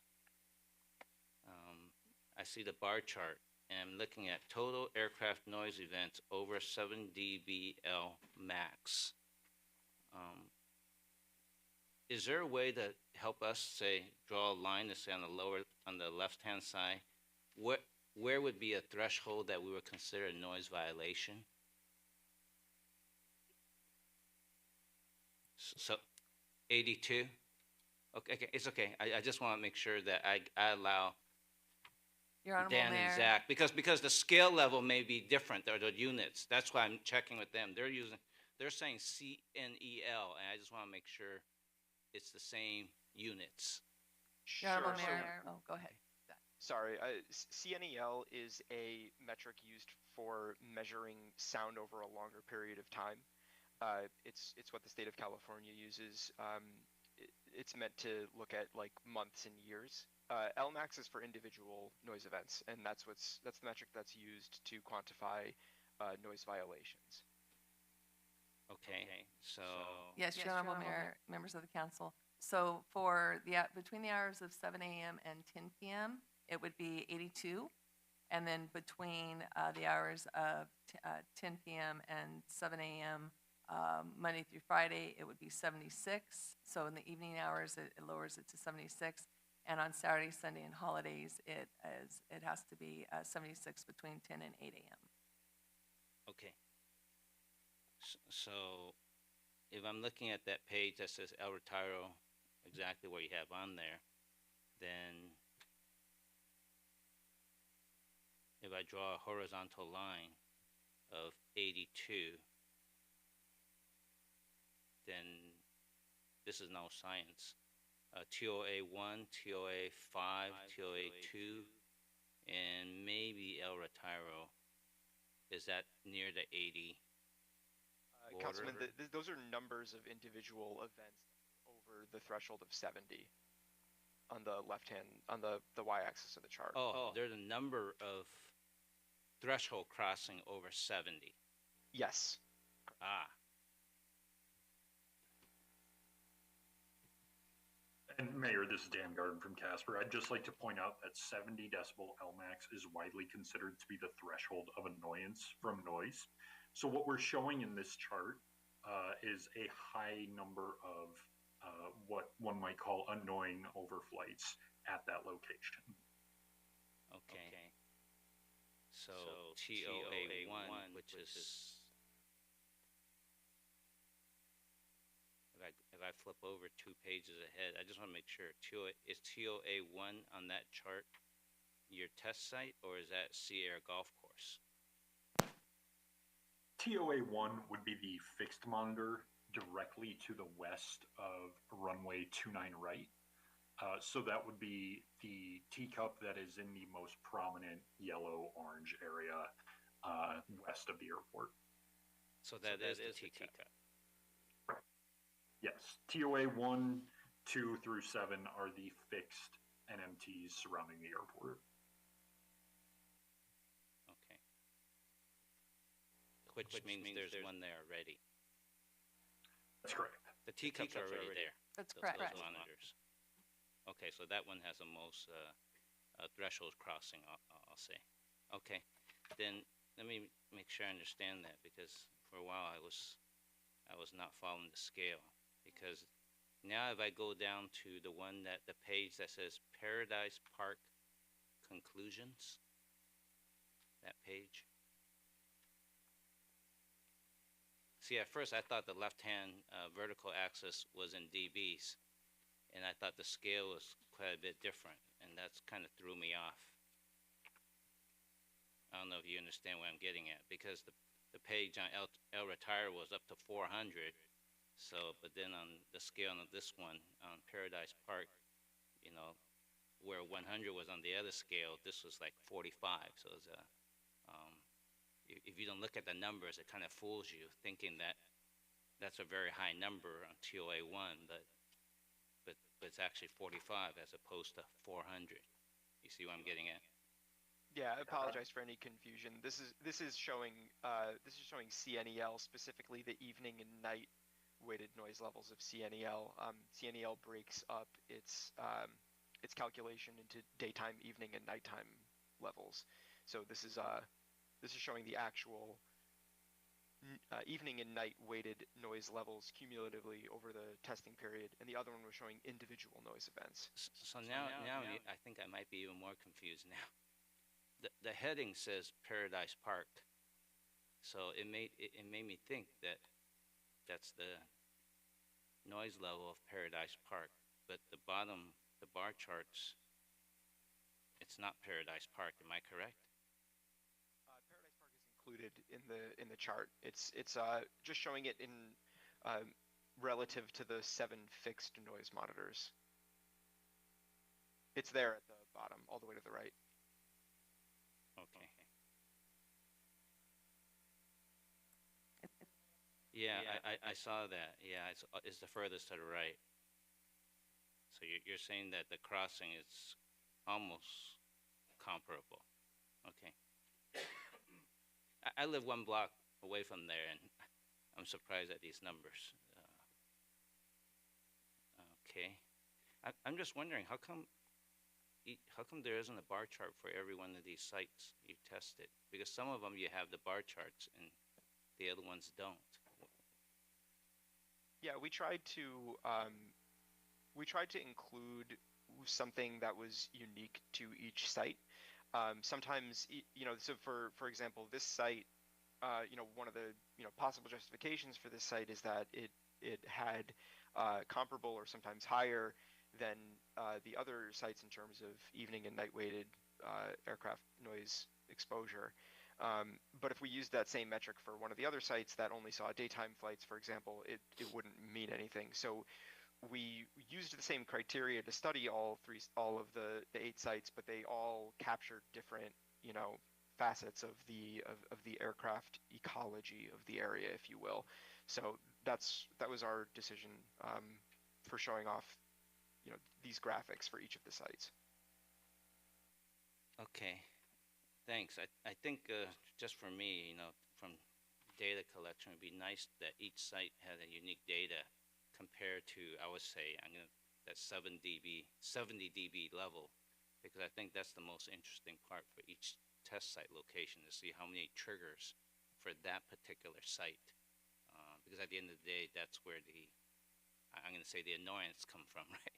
If you're not triggering it, then all the other information to me is interesting information, but it's a little bit of this is not an insult, it's a little bit of a so what. It's like, that's interesting, but I'm really interested in when you have a threshold crossing of, say, 70 dB that's causing an annoyance. That's what I was getting at, when I was looking at the Paradise Park one, they almost look like, yeah, we should put one there based on looking at the bars, but then now I'm thinking about it, I go, maybe not. This is me looking at the data. Let's see. Point out that within the airport noise industry, there are a few different methods of looking at airport noise. There's single event noise modeling, which is related to your first question. So those are your events that are over a certain noise level with a single flyover, right? And then there's also kind of a cumulative noise measurement, which is like your DNL, your CNEL, like shown here at Paradise Park, which is an averaging of noise over a long period of time. So there may or may not be, many instances of loud noise, or there may be, constant lower level noise that leads to a higher average noise level. Yeah, so, and I'll add on to that, Dan, as well, and just kind of clarify that, we're a bit beholden to the metrics that are accepted by, state and federal authorities. So in California, it's CNEL, and I understand that the city and the airport is interested in code enforcement for, the single event metrics. But if we're interested in, like really painting a comprehensive picture in accordance with what the state considers to be like environmental issues, then we need to look at all of these different things, and that went into our decision to test at these sites. If it's we're looking at compatibility ultimately of zoning, and if an area that is exposed to like Dan said, like average noise levels over a long period of time could possibly push it in the realm of being non-compatible with the airport, and then the city would be able to have the data to quantify possibly amending the Torrance Municipal Code, or maybe even looking at zoning non-compatibility for people who are affected by aircraft noise but aren't necessarily affected by individual aircraft flying at 82 decibels or something like that, which again won't really happen much outside of a 1 nautical mile radius of the airfield. Okay, I may go back on that one, but let me go to test site 8 conclusions. I think it's a few pages back. Keep going further. I think the commentary was that was the Delthorne Park. I just want to make sure so I understand. So I think your comment on that one was that probably were most of it like I think you call them transit flights. So if a transit flight flies over that certain area and let's just pretend it is louder than whatever the threshold is, 80 dB. Is there anything that the city of Torrance could do about it? No. Okay. That's what I was thinking. That was so. Okay. I think I flipped through each of those pages. That's all I was concerned though. It's interesting information, but it's like I can't do anything about that, right? And if I may, Your Honorable Mayor and council members, whether it's an existing monitor or you install a new monitor, whenever those monitors register someone who's violated either the DBA or the SENEL, staff then has to actually go in and actually listen to the recording itself to verify that it was something that took place at the Torrance Airport, as well as that there were no ambient noises or any direction from the FAA tower that directed it to fly in such a way that caused that noise. So it's not just you trigger the monitor and a noise happens. There's then an investigation that has to be done on each of those. Yeah, got it. I understand, because for each trigger, you want to make sure it's a real trigger before you say you violate it, because I don't want a crow to fly by and the crow is making its noise, and then somebody else get fined because a bird decided to make a lot of noise by it. But I think the conclusion by our consultants was that the existing noise monitors are in pretty good location, which I just want to make sure. Did I hear that correctly? Yes, sir. And again, I would just kind of like to point out that for the purpose of gathering violations or for code enforcement, yes, those 7 monitors are very well placed. Yeah. I would like to just briefly point out for Delthorne Park, however, as you noted, and Ms. Ramirez noted, there is no enforcement the airport can do for transit flights. However, that information and information about noise in those areas can be used to increase transparency with your residents, or ultimately notify them of any noise issues in the area that may be from transit flights. Right. I know. I could just imagine that situation. We got a noise monitor there, and it's triggering a lot of the things. And then somebody said, "What are you going to do about it?" And we said, "Yeah, looks like there's a lot of triggers. Can't do anything about it." Right. You know what? I think I would agree with you. Based on what I see the report, it looks like the existing monitors are pretty well placed. I did not see, based on the, unless I'm still not interpreting the data correct enough, I did not see any particular data that showed me that these are multiple triggers above threshold of noise that causes damage or noise, and then, I see that one recommendation was Paradise, and like I said, I'm very close to Paradise. I wouldn't put one there. I think I think there are probably other places. At least that's my opinion. I know Councilwoman Lewis lives not too far from there. It looks like her head's going up and down too. But looking at the bar chart here, it almost looked like we should, but I did not see the data that says it's triggering. At least that's my comment. Okay. Councilman Matucci. Thank you, Mayor. Yeah, thank you for the presentation, wherever you are. I think, I'm not completely opposed to adding more noise monitoring equipment. I do think that with the changes that we've made over the last few months, of which many of them, if not all of them, have yet to be implemented, I think we may experience changes in traffic and traffic patterns that could affect where the equipment may have to go in the future. I highly suggest that we don't kill the idea, but maybe wait about 6 months and see where we are 6 months from now as far as traffic and traffic patterns, and maybe reconsider it at that point, bring it back. I don't know. I think that's where I'm leaning towards, and I don't know if that's 3 or 4. It might be a fourth option, yeah, or even a year. Just give it enough time to see where we're going to be after the implementation of all the different rules that we've put in. Well, that's option 3 gives you all of that flexibility, I think. But I don't want to. Yeah. Any other council members have any comments or questions? If not, I'll go to the public. Anyone from the public who wishes to speak on this item?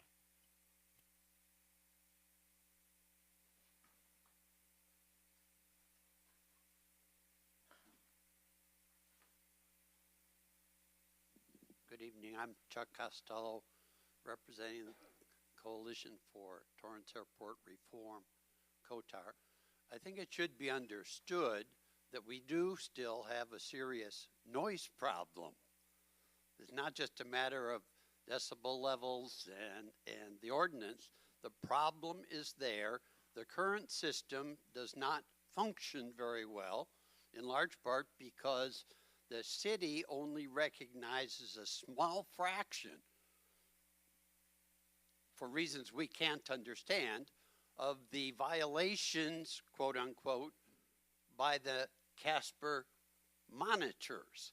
So what's there isn't being turned into violations except to a very small extent.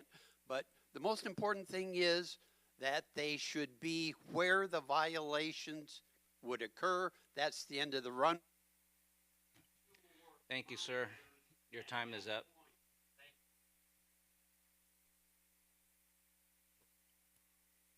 I'm Richard Root. I'm with COTAR also. And I live right near El Retiro Park. I experience it every day. We get a lot of helicopter traffic going to and from the airport. We also get planes departing and turning left early over our area. So you can see the traffic on the graph. I've done a lot of noise testing over the years, and I will concede that those aircraft over us do not exceed 82 decibels. But that doesn't mean they're not annoying. In fact, acoustics experts say, and it's even in the city general plan, noise over 60 decibels begins to interfere with outdoor speech. To me, that's annoying. I can't have a conversation in my backyard without being interrupted by an aircraft overhead. So I don't think there's a critical need for a monitor there, but it'd be nice to have the information. But Thank you, sir. Your time is up. We heard your message. I think if there's an issue of how we determine what is a violation, that's something we can look at. Go ahead, sir.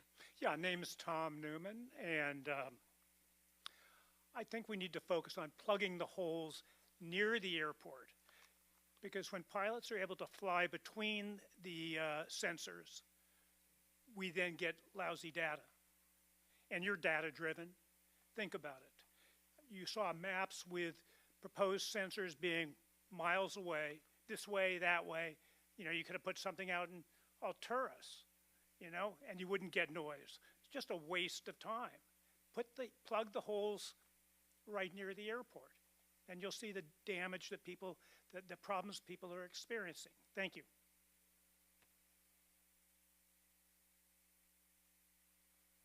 Council, Mayor, thanks for the opportunity to speak. Peter Brown, Torrance Airport Association. So the pilots at Torrance Airport are paying landing fees now. And remember, those landing fees were not implemented to stop traffic or reduce noise or anything. They were implemented because the city needs the money. And now we're looking at an expenditure of $205,000 for additional sensors that I don't see the point. And I read the report and I listened to this presentation, and I still don't see the point. But I think Councilman Griffiths kind of said it best. This particular, if it's aimed at enforcing the Torrance Municipal Code, this won't have any value whatsoever. Thank you.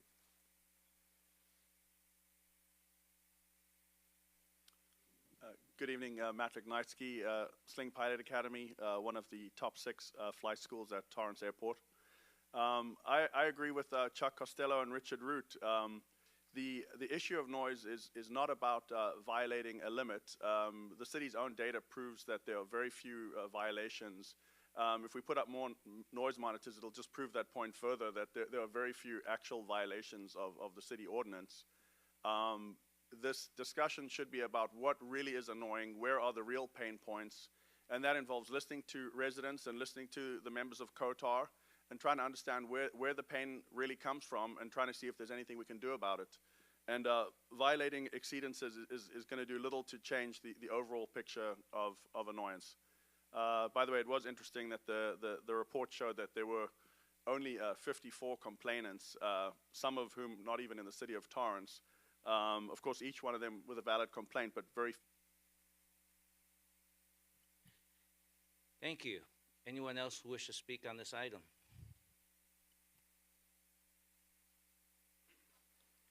Hello, this is me, a pork chop. I have a suggestion not to get this monitoring system, and here is the reason why. We could just get up in the morning, get our ass in the car, and leave the city. That would solve the problem. If you're not home in your house, you don't live in your house, you don't have to monitor shit. Then we can also pray for rain. When it's raining or very cloudy, the flight schools don't fly. So pray to God, and problem is solved. Monday, I had a great day. No airplane in the air, no airplane, absolutely no. Only the airport was flooding like shit. Now, Sling is beating you in court.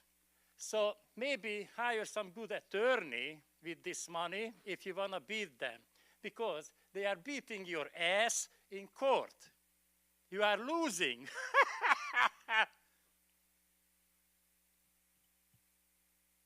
Anyone else from the public who wishes to speak on this item?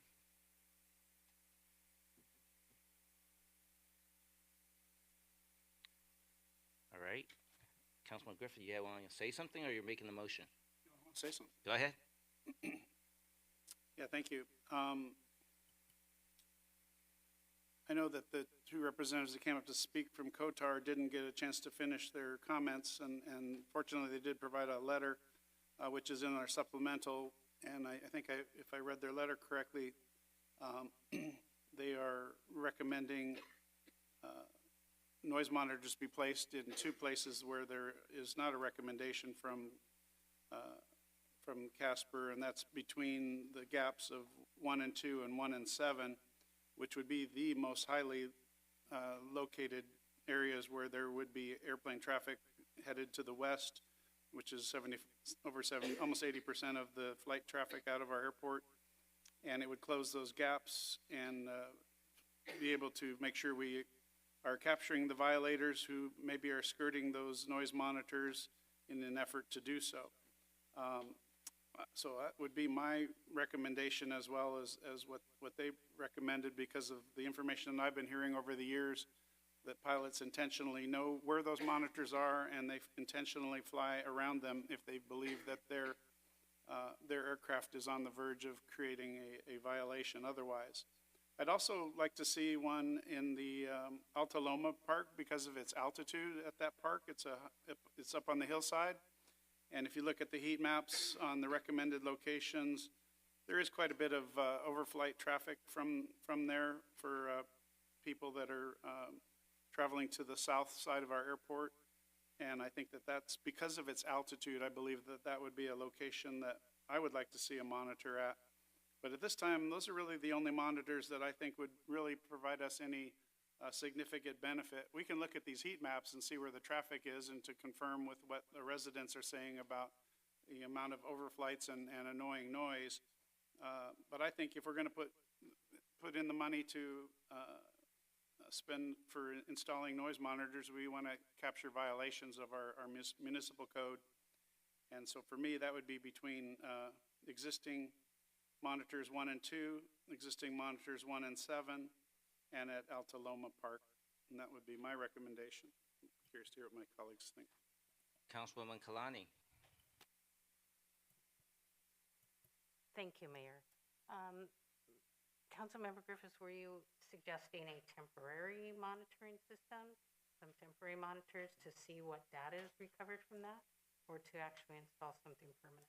No, I would recommend those as being the permanent locations. I mean, I'm not opposed to, if we want to do an additional survey, I'm not opposed to do that, but I think one of the things that we needed to see, which we didn't see with the data that was presented in the report, is how many violations are happening.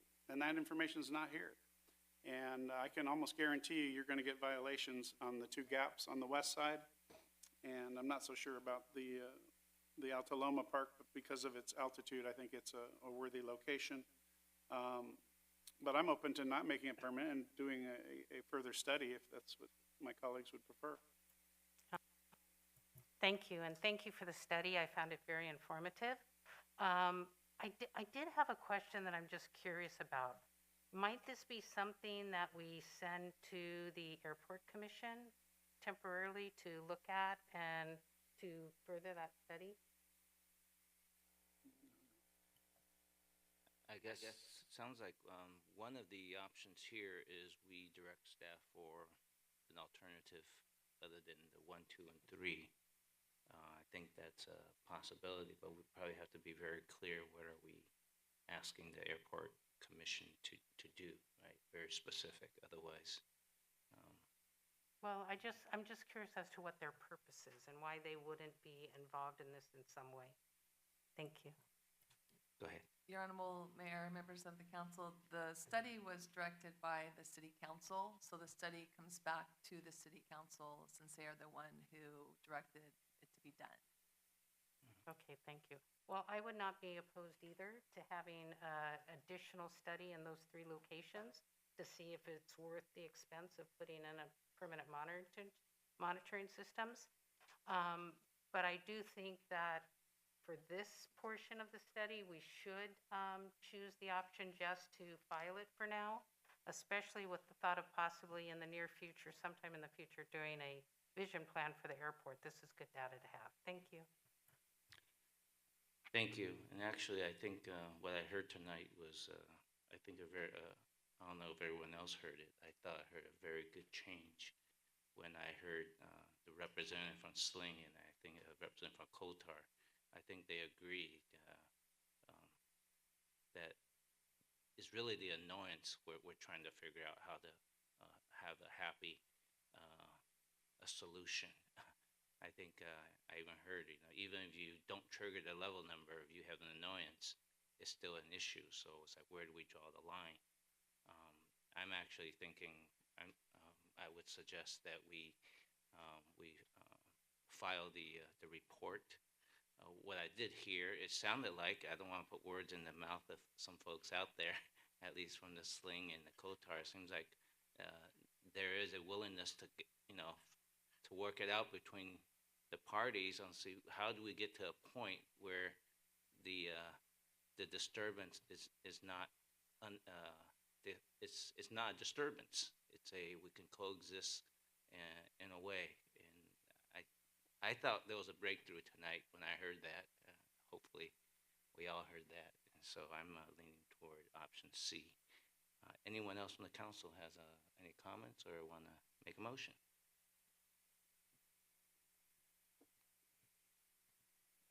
Councilwoman Lewis. I make a motion that we adopt option 3. Second. Start voting, please. Your Honor, that motion carries. Councilmember Griffiths voting no and Councilmember Shake absent. Thank you. And thank you, representatives from Casper. Appreciate you joining us tonight. Item 9C from the city manager. Is there a staff presentation? Good evening, Honorable Mayor and City Council. Jamie Lay, City Manager's Office. Item 9C is a recommendation of the City Manager that City Council adopt a resolution amending Resolution Number 2023-06, setting forth changes to hours, wages, and working conditions for fire recruit regarding pay ranges and health insurance contributions. Staff is available for questions. Thank you. Do any members of the council have questions? I don't see any. Do any members of the public who wish to speak on this item? Please come to the microphone.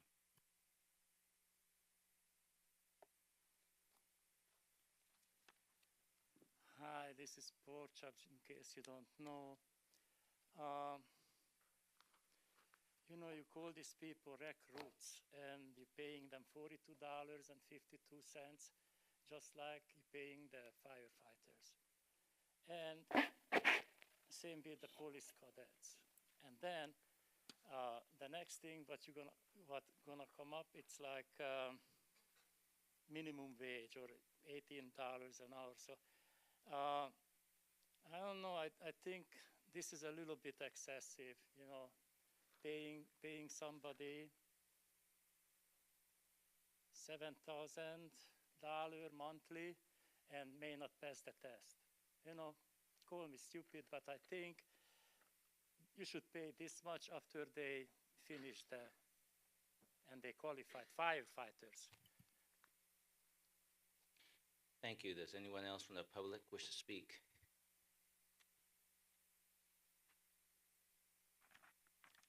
If not, City Clerk, may I have a number and title, please?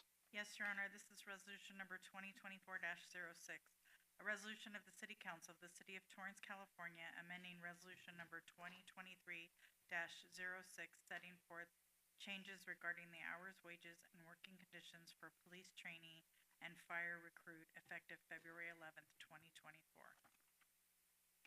Move to adopt resolution 2024-06. Second. Start voting, please.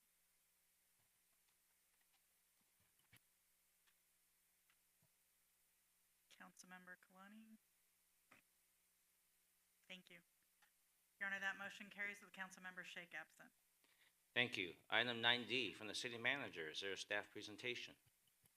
Jamie Lay, City Manager's Office. Item 9D is a recommendation of the City Manager that City Council adopt a resolution amending Resolution Number 2022-145, setting forth changes to the hours, wages, and working conditions for certain part-time hourly employees in the amount of $7,908 per year to comply with the state's minimum wage laws.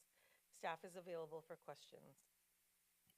Thank you. Any members of the council have questions?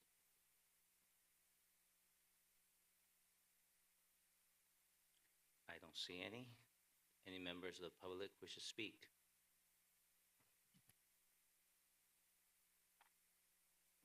Call me stupid. On this page, you call them fire cadets, and then hourly wage is $16, whatever.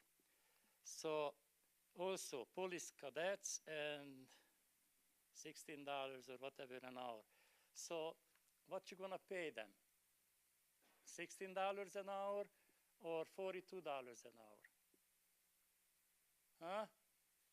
It's right here on this page. And also, you're paying minimum wages for all these people, besides what you accidentally put here, the police cadets and the fire cadets. You call them fire cadets all of a sudden. But, you know, a great city, like the city of Torrance, paying $16 minimum wages to other people who's already working, and Mr. Shaparian. Sir, your time is up. Okay. Anyone else from the public?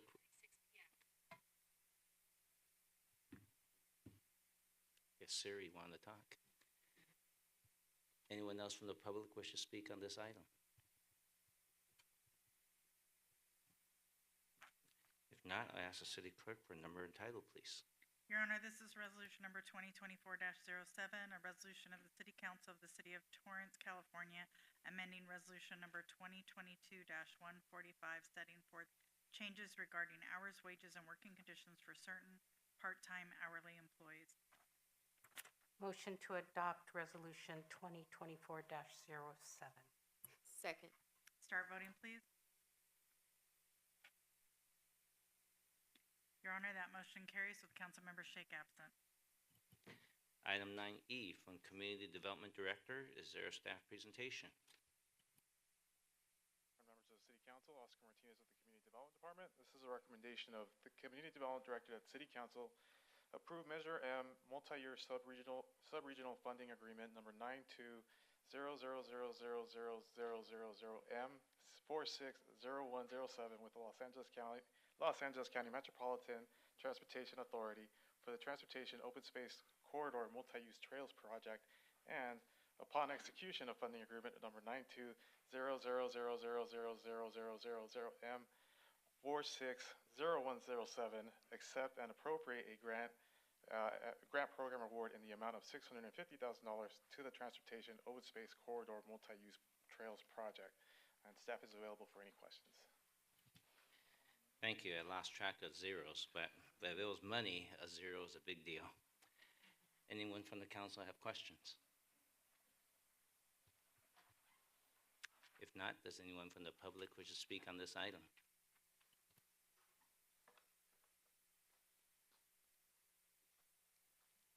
Hi, it's Andy Porchop again. I started with 3 seconds.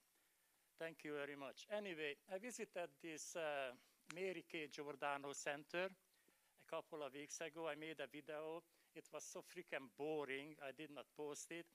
I encountered broken monitors, absolutely no travelers there. The buses come there wasting time, money, and gas just to get there and see. It was no freaking body but Andy Porchop. But it was a good opportunity for the stupid security guard to watch me, to follow me, call the cops on me, and getting paid. Because nobody using that thing. You keep throwing money at it, people want to sit in their car and go someplace. And look at all the people who are going to get up there in the middle of no place and get. Anyone else from the public wish to speak?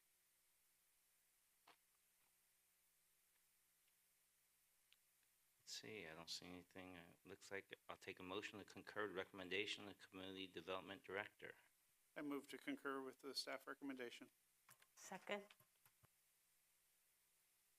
Start voting, please. Your Honor, that motion carries with Councilmember Shake absent. Thank you. Item 9F from the City Manager. Is there a staff presentation? Yes, Your Honor, there is. Good evening, Honorable Mayor, members of the City Council. Danny Santana, Assistant City Manager. Under the Torrance City Charter, Section 601, a City Council office is deemed vacant if a council member misses all meetings within a 60-day period, unless that council member is excused from those absences, and that excusal is granted by the City Council upon receiving a formal request by that council member. On January 30th, 2024, Councilmember Shake submitted a formal request for excused absences for the following meetings of February 6th, February 27th, and March 12th, 2024. This item is being presented to your honorable body so that council can discuss and determine an action on Councilmember Shake's request for excused absence of those dates. Staff is available for any questions. Thank you. Are there anyone from the council who have questions? Yes, Mayor. Oh, sorry. Councilman Matucci. I just have a question. So this is part of the charter that requires an excused absence. Now, that exceeds the 60 days.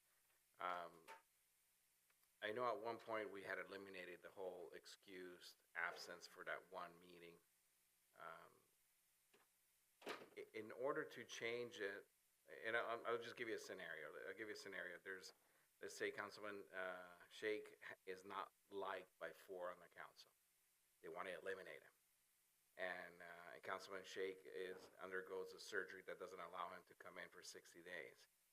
I don't want a situation like that to become politicized. Is there a way to where we can kind of grant an automatic excuse if it's medical related? Because I think, being absent is one thing, but being absent because, of a surgery, then that's something that I don't think should require an excuse. I know it does now by charter, but I'm just saying, would that have to be like a charter amendment that goes to the vote? Okay, I guess, yeah. Sullivan? Patrick Sullivan, City Attorney. Yeah, the way, as currently drafted, this is the way the charter is written. So the council has to do that. The only way to change that provision of requiring city council excuse for missing those meetings would be a charter amendment. Okay, so I think if we ever do put something on the charter, I hope that this council can maybe include provision that would change that to where medical excuse should not require council excuse. That's something that if we go down the charter amendment process, we could look into. I would remind the council that we had an issue with an elected official that did have medical excuses, and they were gone for an extended period of time. So kind of have to watch out for unintended consequences there as well. No, I understand. I just don't want that provision to be used as a tool. I guess either way, but I just think that hopefully it never happens, but like we just now have a situation to where if there were 4 individuals that don't like one particular councilman, they could technically take this opportunity to remove him or her. So I'm looking for ways to where we avoid that type of action. Well, I think in that situation too, that would probably get the public's attention. I mean, if it was that situation where a person provided a medical excuse and the 4 people on the council were using it that way, I think the public could express their displeasure with that. No. Yeah, and maybe put some pressure on them that way. Sure. All right, thank you. Thank you, and thank you. Anyone else from the council wants to speak on this item? I don't see any. Anyone from the public wish to speak? Hi, this is Porchop again. It's very nice from Mr. Shake to let us know he's not going to be here, but I don't know what is the problem with it or why is it has to come front of the council. This thing was no problem with Timmy Goodrich. Before Timmy Goodrich quit, he was a quitter and a crotch watcher. It was absolutely no problem. He quit after he did not show up 6 or 7 meetings. So I don't know where the city council or what was the story. But the cop watcher got away with everything because he was the Patrick Furry's, little hunchman. Anyway, so I think vote yes for it because this is a nice guy. And what I would recommend, weekly meetings, weekly. That was in the charter too. Anyone else from the public wish to speak?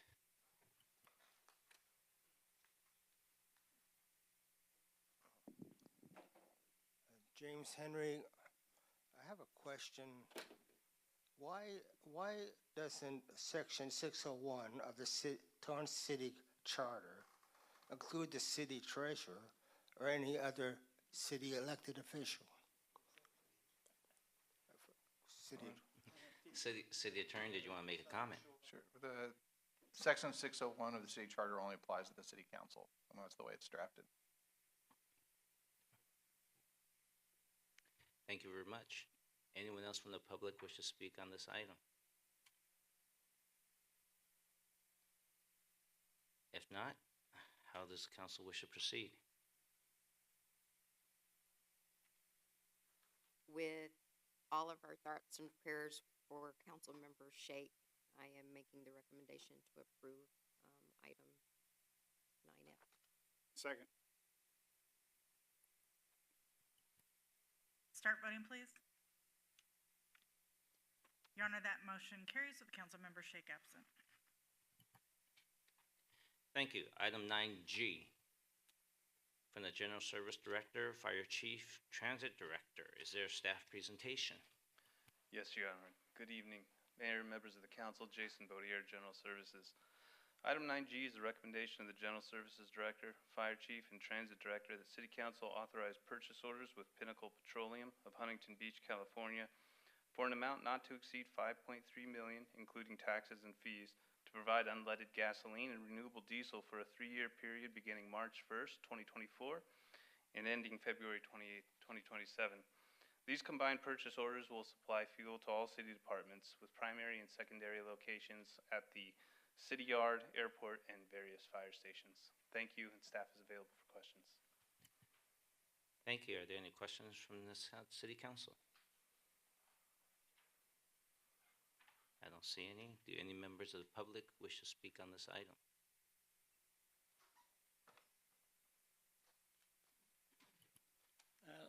I think I mentioned this before, that the firefighters like to go out for lunch, buy lunch, because that DoorDash or Dash Door or whatever, they so son of a bitches, they don't deliver for the fire stations. You know what I mean? I see them go to the pizza place, 2 blocks from it. They don't deliver food for them. So these firefighters has to spend the gas to go 4 or 5 miles. I saw them from like fire station number 1 go to a liquor store to buy sandwich on Hawthorne Boulevard. I have videos of it. So maybe you should make a law or a rule, use the firefighting vehicles for firefighting. Use the EMS vehicles for EMS purposes. That way, we would not have to pay this much for gas. This is a lot of money for gas. Anyone else from the public wish to speak on this item?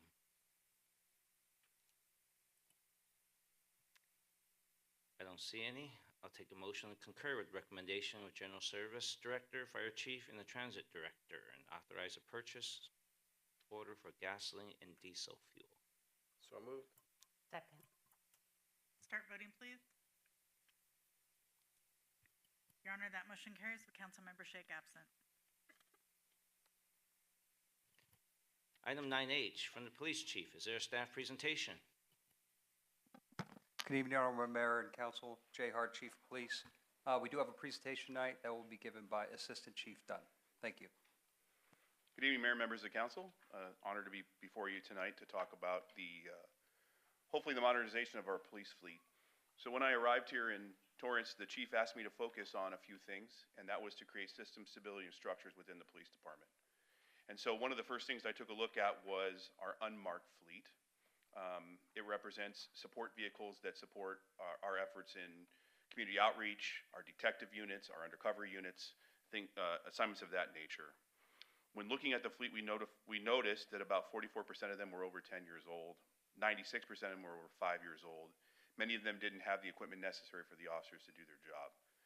Drawing on some experience that I had from previous cities that I've worked at, I engaged with Enterprise Lease Company, who is a Sourcewell approved vendor, and we undertook a study of our vehicles and identified vehicles, 54 of them to be exact, in our fleet that would benefit from changeover and entering into a lease program with them. That will put us on a more positive trajectory for frequent replacement. Often these vehicles are driven in enforcement type scenarios. They require emergency lighting and other types of upfitting. And so we basically are able to take that portion of our fleet, that unmarked portion, and move it to their system where they take care of all of that for us and deliver us turnkey vehicles. And then our partners at General Services can focus on our marked fleet. The terms that we're proposing in here is a 4-year program. The benefit to that is that for a majority of the car's life cycle, it's under factory warranty and can be taken to the dealership to be serviced for major failures. And then our partners at General Services can still do the general maintenance, oil changes, and tire rotation, things of that nature.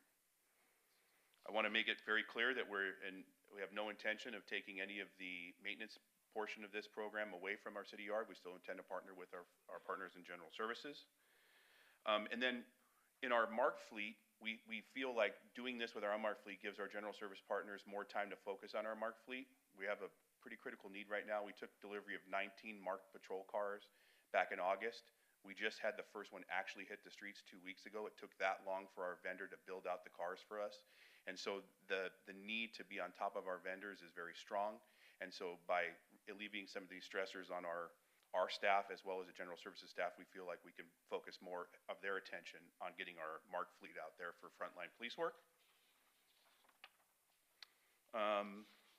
The beauty of this program as well is Enterprise will assign us an analyst who will monitor the used car market. If one of the vehicles that we have within this program is garnering more resale value in the used car market at the time they will approach us, they will allow us to switch the car out and take the cost of our overall program down by benefiting from the money that we make in the resale of that vehicle. And then they will help us re-outfit that vehicle for the mission that that vehicle serves, and then that vehicle will enter our fleet.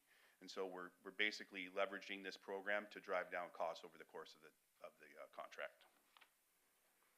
And then also in this presentation is the recommendations as listed in the item, and staff is here if you have any questions. Thank you very much. I don't know, I think this is the first time that I've seen our new assistant police chief, unless you're here in a council meeting, I wasn't here. If not, welcome you among the public to our police department. Councilman Griffiths. Yes, thank you, Mayor. Thank you, Chief Dunn. I appreciate your presentation. A question I have, 2 questions. Normally leases run for a specified period of time, and I know you sounded like there is some flexibility. I'm a little concerned if we do this, all 54 cars kind of all at the same time, that there's going to be a huge changeover of vehicles every couple of years. And I'm just a little concerned, is there a way to stagger that so that it can be done in a more rotated manner where you're not dealing with a whole bunch of new cars all at once? Yes, by the nature of the program and the way that we will have to implement it because of the demands on the car market right now, it will be staggered by its implementation, meaning we can't go out and buy 54 Volkswagen Atlases to service our department, because then we would be no good for surveillance, because everybody knows that Torrance drives a Volkswagen Atlas. So we have to be very strategic about the cars that we pick, and through that process, the implementation will actually be cascading. It won't all happen at the same time. And then once the car is procured, it has to be sent to our upfit vendor. That process also takes time. So I would anticipate that the entire implementation process could probably take 6 to 8 months for us to take delivery of all 54. I should mention in this too, we are giving some vehicles in this program to our volunteers. Right now they don't have any dedicated vehicles, and so those are vehicles that we currently don't have assignments for, and then we also don't have a vehicle specific to our beach needs, and so in this program we're also getting a vehicle specific for that program. Thank you. And my other question is in relation to, do these lease vehicles come with standard manufacturer warranties? Yes, sir, they do. And so would that, because these would be typically newer cars and kept for a shorter period of time, I'm guessing that would create a decrease in the amount of service work done by General Services. Would that? Yes, sir, and that's safe to say? One of the driving factors of the program is to assist with lessening the load on the aged fleet that it creates for General Services so they can service our marked fleet. Great, thank you. Thank you very much. Councilwoman Lewis.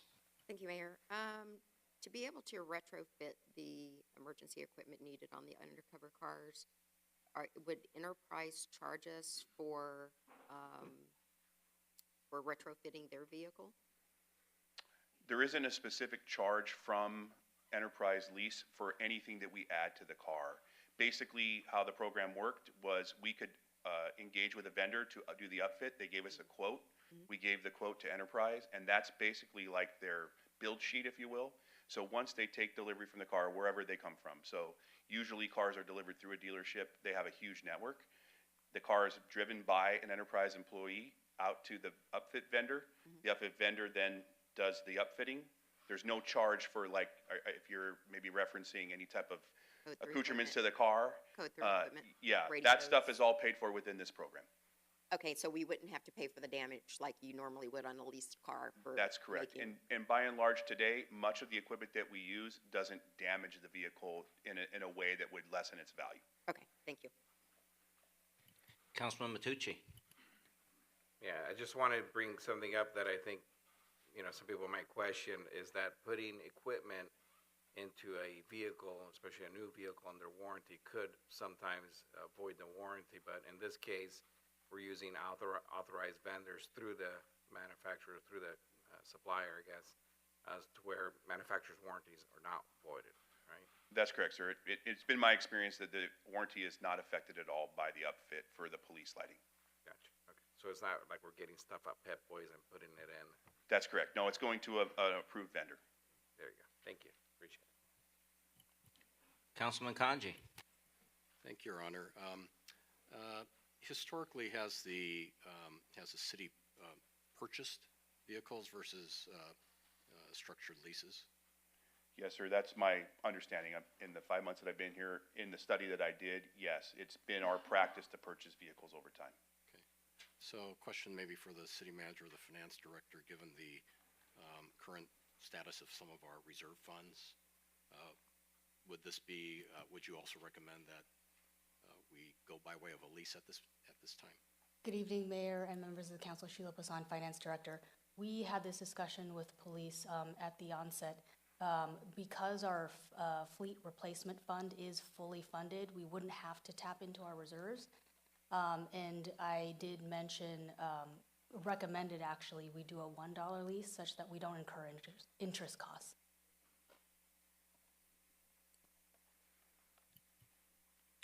Okay, I don't see any members of the council clicking in. Does anyone from the public who wishes to speak on this item? We have Sarah B. signed up. I believe she left.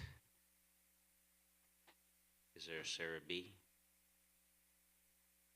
Does anyone else from the public who wishes to speak on this item?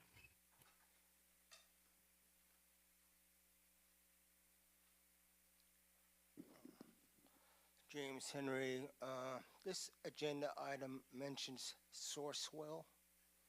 Who is Sourcewell or Sourcewell RFP number 030122?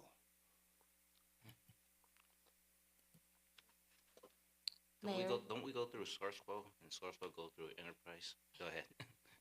Hi, Mayor. This is Sheila Poussin, once again, Finance Director. Sourcewell is a cooperative purchasing agency, which in essence, they go through the formal procurement process that the city would do ourselves. And members of that Sourcewell cooperative, such as ourselves and other agencies, can then enter into contracts with Sourcewell.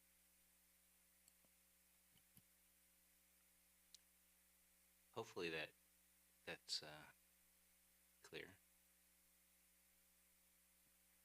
At the end of the day, I think we go through Sourcewell, and Sourcewell will go to Enterprise as opposed to us straight to Enterprise. Does that sound about right? Correct. Got it. Your Honor, Danny Santana, City Manager's Office, to add on to that, in addition to relieving the city of the administrative burden of doing our own procurement process, we get the economy of scale by all the other public entities that are participating in the Sourcewell Cooperative. So we get the discount by relieving as well as relieving the administrative burden. Yeah, because they're the volume dealer. I think probably every item that we've had since I've been on the council and now the mayor is gone. As much as we can, it goes through Sourcewell. So it's not the first time we're going through Sourcewell. It's a recurrent thing. Anyone else from the public wish to speak on this item?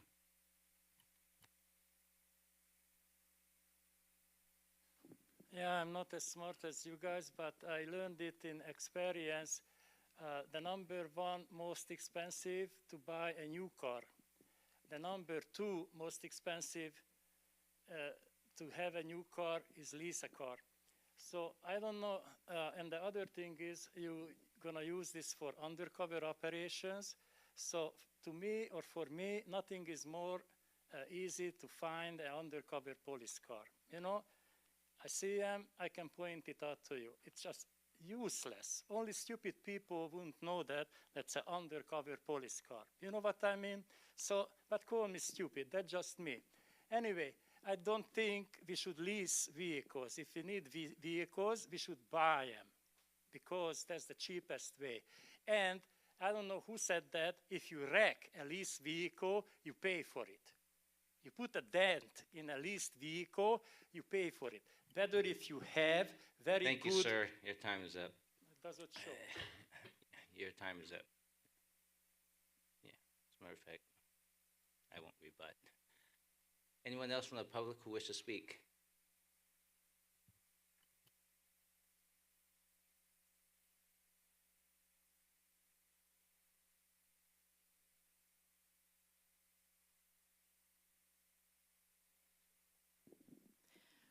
Hi, everyone. I am all for this. I don't think you guys are going to make a bad decision that's going to cost more money.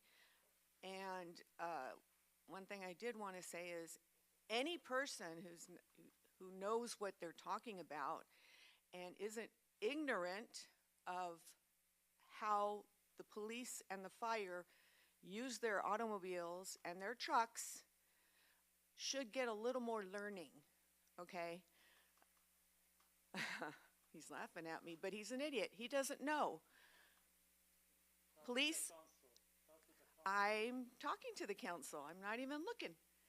Anyways, fire has to keep with their trucks when they go on breaks, when they eat. Because if they get a call, they can't just motor on back to the station and grab the vehicle. Same with the police. They got to fire up the computers and you know, all of. Thank you. Your time is up. Anyone else from the public who wish to speak? I'll take a motion to concur with recommendation of the police chief. Motion to concur. Second. Start voting, please. Your Honor, that motion carries with Councilmember Shake absent. Thank you. Item 9I from the Community Development Director. Is there a staff presentation? Good evening, Your Honor, members of the City Council, Oscar Martinez, Community Development Department. This item before you tonight is a recommendation of the Community Development Director that the City Council discuss and provide direction on potential gateway entry signage for downtown Torrance. Now, you'll have material in front of you tonight that has colored images showing the blue design concept that was that your honorable body directed staff to analyze. And these are the renderings, the arch sign over Cabrillo, and then the monument sign on Carson with the arch theme, Art Deco theme. And with that, staff is available for any questions. All right. Councilwoman Kalani. Thank you, Mayor. First of all, thank you for all the work that's been done on this. I've been receiving very good feedback. Everybody is liking the archway at Satori and the vertical sign at Carson. They like the new color scheme that is compatible with the new wayfinding signs that are going up. And they also very much, I talked with my hand. They very much like the city logo that's been added to it as well. So more of a comment, it's being well received. Thank you. Councilman Griffiths. Yeah, thank you, Mayor. I just wanted to disclose that I was at the Downtown Association meeting where this was presented to the DTA business folks, and so that will not affect my decision, which is based on the information presented here tonight. And I very much like the design. Thank you. Thank you. Councilman Matucci. I don't like it. That's because I love it. That's all I gotta say. Was that it? I think we discussed this when these items first came up. The height of the gateway. I believe you said, I think the fire department thought it was okay. That was the only thing I just want to make sure, because I know sometimes it might not be fire department if there's some big truck service vehicle. My concern would be, whoops, there goes the arch. Yeah. Any thoughts about it? Your Honorable Mayor, council members, yes, we had consulted with both the fire department, Torrance Fire Department, as well as the Public Works Department. So we ensured that it was at a height that cleared any of their requirements. What if it's not non-city trucks or vehicles? Is there, that was just my concern, not from our department, right? Just somebody else. Well, hopefully it will, and if it doesn't, then they shouldn't be on that street. That almost sounds like the person pedestrian in crossing the street says, "I'm in the crosswalk." Boom, you're 6 foot under. Okay. Anyone? Then we'll go to the public. Anyone in the public wish to speak on this item?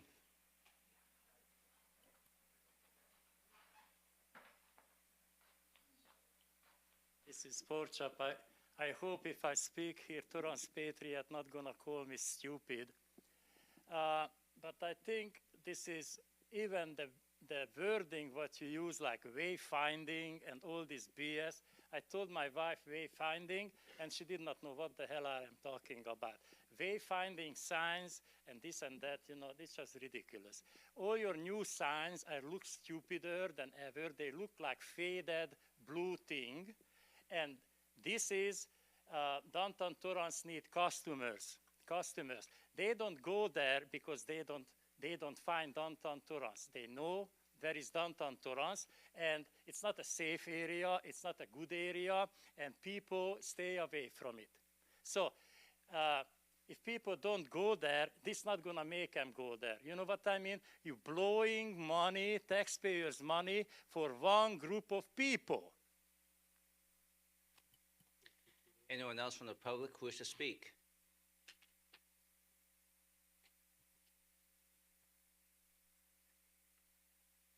We have some open seats near the microphone. You might want to consider that. It's.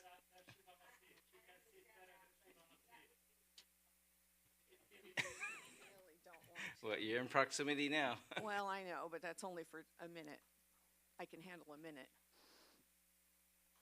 Aren't we trying to also ramp up for the Olympics that are kind of coming down, and we need the city, we need people to know where they're going with the signage?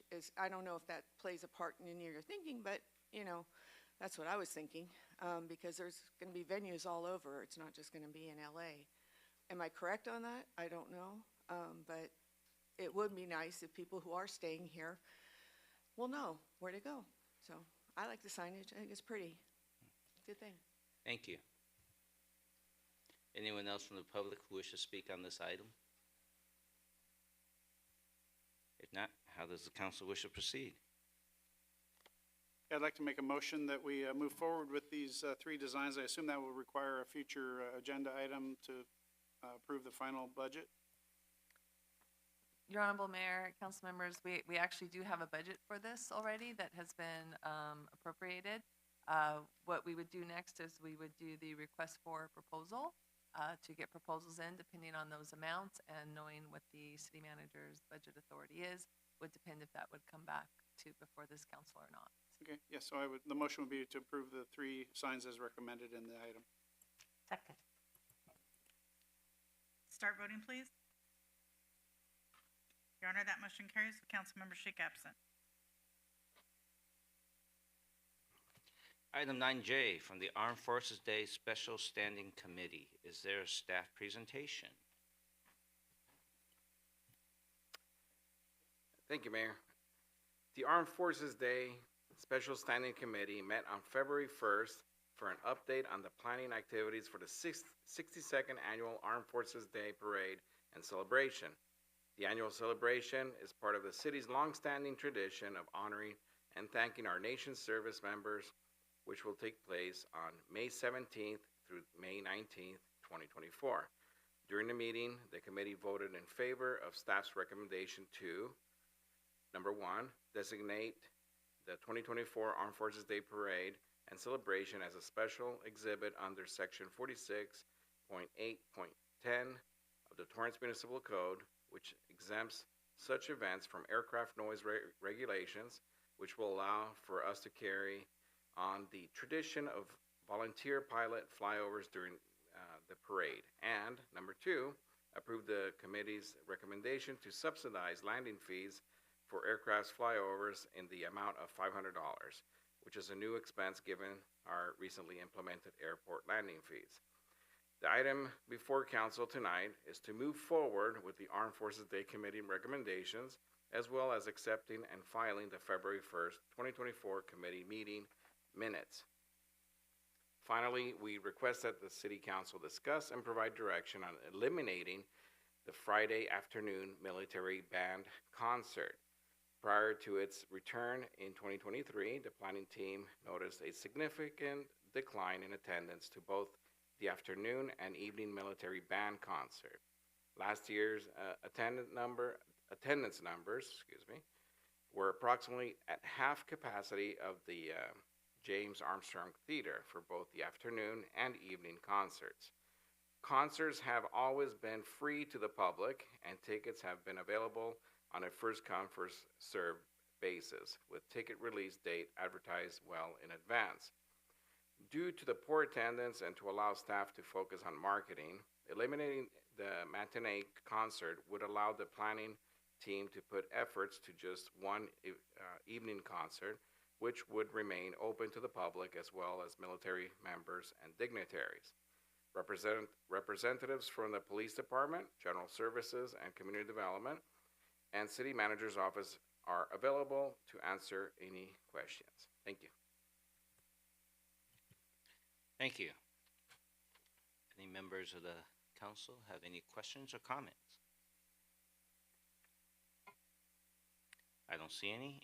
Any members of the public who wish to speak?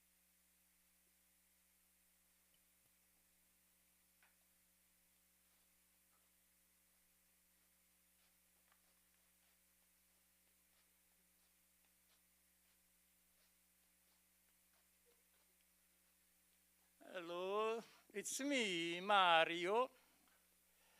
I don't know why is this here, $500, I'm all for it, I like the parade, people enjoy it, it's something to do.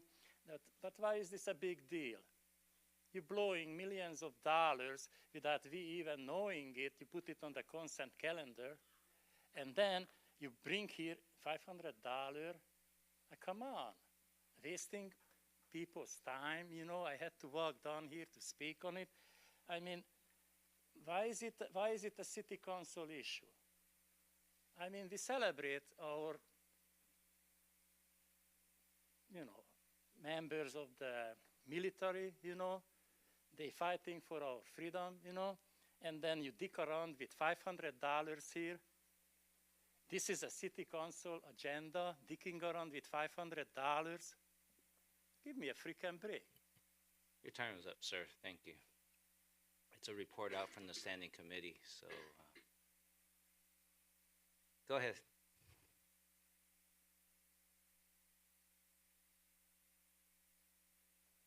The Armed Forces Day Parade is a long-standing tradition, and I love it. And I don't see anything wrong with subsidizing the $500 for the flyovers for that day. Actually, we should. And along with maybe dedicating some space to Tunnel to Towers to build a veterans village for homeless veterans and veterans that need help from coming back from, the wars and adjusting. So I'm all for it. You know, any compliment we can give people who attend our parade and do things good for our days, Armed Forces Day, it's good for me, and I love it. I hope the city never stops doing it. So, thank you. Thank you. Anyone else from the public wish to speak? If not, how does the council wish to proceed? I'd like to recommend that we accept and file the February 1st, 2024 committee meeting minutes. Also, that we eliminate the, I believe it's the matinee, but it's showing here as the afternoon military band. I guess the first of the two concerts. Also approve the committee's recommendation to designate the 2024 Armed Forces Day Parade and Celebration as a special exhibit. And also approve the committee's recommendation to subsidize the landing fees. That's my motion. I second all of that. Start voting, please. Your Honor, that motion carries with Councilmember Shake absent.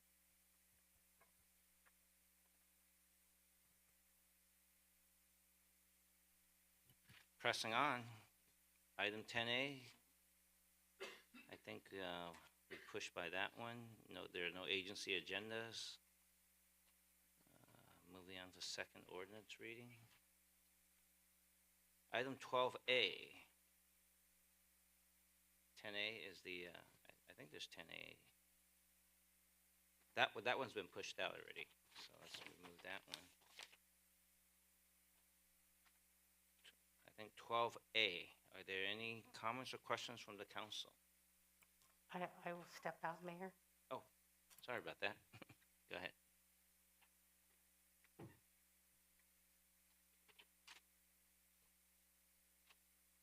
Okay, for the record, Councilwoman Kalani has recused herself.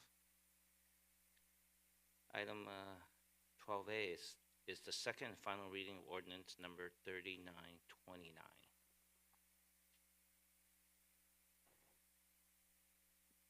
Any questions or comments? Councilwoman Lewis. I have a question by the way that the ordinance was written. I don't see anything where it says, or it talks about emergency procedures in this. So if a pilot is flying and needs to execute an emergency maneuver for safety, where that would be taken into consideration on landing fees. Your Honorable Mayor, Council members, Michelle Ramirez, Community Development Director. I believe you're referring to low approaches. And if you look at section 51.5.4, and it actually reads, and I quote, "For purposes of this article, a low approach shall mean an action by an aircraft consisting of an approach over the airport for a landing where the pilot intentionally does not make contact with the runway," end quote. So if they are doing it because of a safety procedure, that would not be intentionally, that would be unintentionally. So they would be exempt from being violating this ordinance. Okay, and then that would also go into effect for 51.5.6 and 51.5.7 as well? Or there are other parts of the code that actually cover if they have to do an emergency landing. And so anytime they are having to do an emergency landing, they are exempt from the code. okay, or a procedure that would be controlled by the FAA and not us. Correct. Okay, thank you for that clarification. Thank you. Any members of the public have any comments?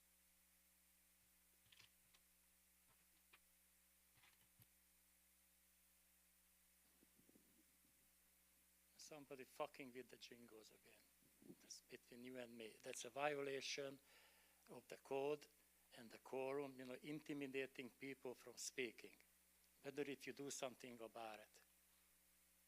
I want my time back. Fucking around with jingles? Are you kidding me? Are you kidding me? You intimidating me at the beginning of a meeting, I'm gonna be kicked out? You intimidating me? And you hear the jingle, you don't do nothing? Who the fuck doing the jingle? Really, who the fuck is doing the jingle? I'm order you to find out and reprimand the motherfucker. I'm a United States citizen. I come here to do business, and then you fucking around with jingles? What the fuck is this, Mr. Chan? What the fuck is this? Your time is up, sir. Anyone else who wish to speak on this item? Thank you. Bill Timchizin, TAA Noise Abatement Committee. I think I sent the only comment in by mail, but it's the most contentious of all the issues that have come up lately as far as I'm concerned, because telling a pilot on the weekends, on holidays, at night, we're going to take away the most important option a pilot may have if a landing isn't going to be safe, and that is you can't go around. You cannot go around in the city of Torrance. I've flown out of here for 58 years, flew for the airlines for 38 years. Never in the world have I found an airport with a rule like that. Same thing, if I touch down and then I'm blown off to the side by a gust of wind, I can't turn it into a go-around, because that would be a touch and go. Illegal. Thank you. Before the next speaker, I just want to check with our Community Development Director for a case. I think Councilwoman Lewis asked for a case for safety purposes. There are exceptions. So if that was truly a safety maneuver, I believe there's an exemption. Is that correct? That is correct. As mentioned during a previous item, any violations that the city receives, they are all verified, and they are checked to see if it was due to an emergency situation or directed by the FAA tower, and if they are, then they are exempt from a violation from the city. Thank you. I noticed you just walked into the chamber. You probably did not hear the previous dialogue. Okay, go ahead, sir. Thank you. There's been a lot of talk about voluntary activities versus regulatory or sledgehammer activities. There's been statements made that voluntary activities don't work. If that's true, it's a pity we've been voluntarily vacating the south traffic pattern for over a year now. That seems to have worked.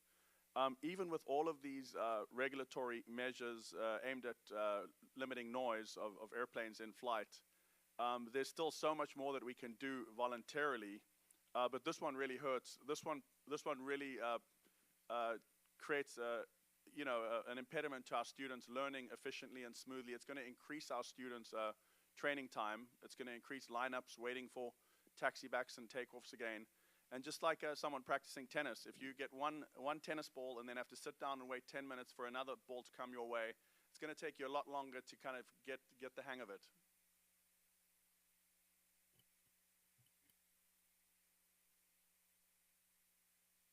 Just to comment on Ms. Ramirez's interpretation of the rule, a missed approach is not an emergency procedure. A missed approach is something that a pilot must do if he reaches minimums on an approach in instrument conditions and he can't see the runway environment. What he's trying to do is prevent an emergency. So to say that a missed approach is an emergency procedure is not correct.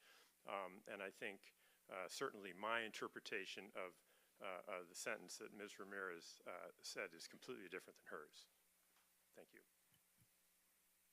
I just want to ask our CDD director a general question. For anything, I know that for any potential citations that the city will levy on after doing analysis, is there an opportunity if the, I'm going to use the term, the one that's about to get cited, is there an opportunity to sort of come before the board and say, this is what happened, to sort of plead their case? I was just wondering. Your Honorable Mayor, members of the council, yes, whenever anyone receives a notice to appear, a violation, and they get a notice to appear before our Airport Administrative Hearing Board, and at that hearing board, then they are able to present their case, and it's the hearing board that will then make a decision whether to uphold the violation or to deny the violation, and then that, if they were to uphold it, it is appealable to the city council. Got it. Very good. So at least there is an opportunity. Who are the members of the hearing board, by the way? The hearing board is made up of a member from the city manager's office and a member from the Public Works Department and a member from the CIT department.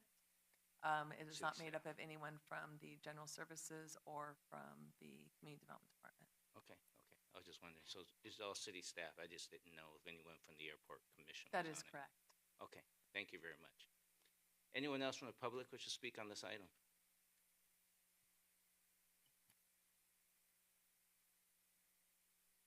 Three points I want to make.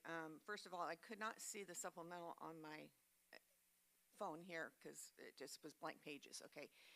Number two, the gentleman was talking about wind and safety when he's coming in with the wind. How are you guys going to determine that? I mean, are you guys going to know right at the same point? If he's saying wind, and then how are you going to, how is that going to be verified? Okay, and so I don't think that these landing fees, I don't know, they're just, if you start doing all these fees, then people are not going to want to do business with the airport. And I'm sure that you're using the airport when you guys go out with your friendship cities and you're trying to get businesses to come. It's a big draw. Hey, we got an airport. These CEOs of these companies might want to bring their planes to our airport. You don't want to. Thank you very much. By the way, we're not talking landing fees. This is touch and goes. Just so you know. It's all right. I just want to make sure you know what topic we're on right now. And this is actually the second and final reading, so just giving you an opportunity. The decision it's already been made. Anyone else from the public? Yeah, I understand. I think Councilman Matucci made some good statements earlier in the evening, and I've always thought the touch and go is something we needed, but I was in the minority. Go ahead, sir. Good evening, everybody. So, we've got Torrance Airport, and we've all said at the last meeting that we want to make this the dual airport, which I think it still can be. It's really unfortunate, with the landing fees, we need funds, and we got landing fees, and then we decide in the same breath to stop touch and goes, so that'll kind of reduce landing fees. So I'm not sure landing fees is exactly going to bring in a lot of money right now. But, let's make Torrance a very good airport, make Torrance the gem that it can be. And we working with COTAR, we're going to do everything we can to reduce the nuisance noise at the airfield. We're going to work with other schools, and we're going to make sure that Torrance is going to become the gem of the South. And I think there's going to be great work together done with the council. We're getting used to coming up, and I can see that there's potential to do great things for the future. Thank you, sir. Anyone else from the public who wish to speak? Okay, we're going to bring it back up. Councilwoman Lewis. Thank you, Mayor. And I'm hoping that the last speaker meant Torrance Airport is the gem of the South, because Torrance already is the gem of the South. Question for you. On the committee that hears the violations, is there a pilot that is part of that committee? No. Is there a reason why we don't have a pilot on a committee that deals with airport operations or airport? The way the code reads is the committee is appointed by the city manager, and let me look real quick to see if it specifically states that they would be employed by the city. If you give me just a moment real quick to check that. While Ms. Ramirez is checking, we do also have the License Review Board and the Telecommunications Committee, which have a similar structure with the city staff, since the decision is appealable to your honorable body. But we haven't had a process for, again, as we're checking the code, to have a mechanism to bring other non-city staff members to that, since it's not a commission or a ad hoc of the council. Well, I would think in both cases, we would want an expert to be able to weigh into either one of those committees' decisions, even if we could find someone in the city that is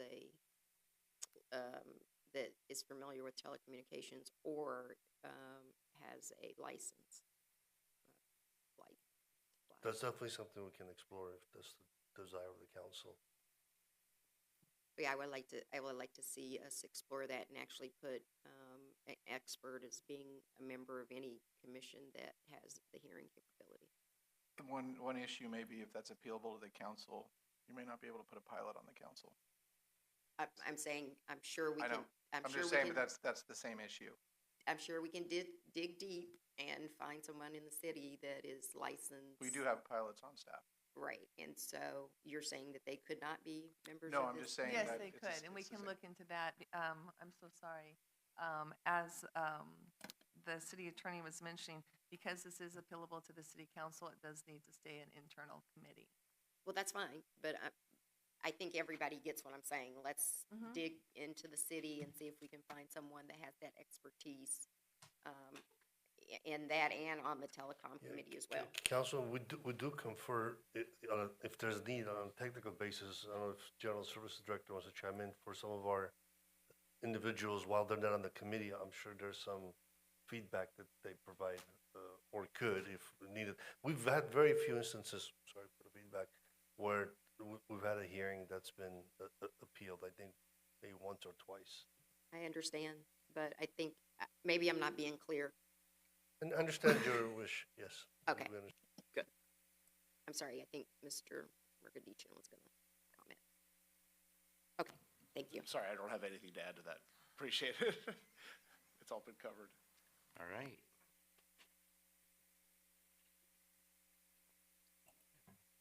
I guess at this moment, I'm going to ask the city clerk for number and title, please. Your Honor, this is ordinance number 3929, an ordinance of the City Council of the City of Torrance, California, amending Article 5, touch and stop and go, full stop taxi back and low approaches of Chapter 1, Division 5 of the Torrance Municipal Code. I move to adopt ordinance number 3929. Second. Start voting, please.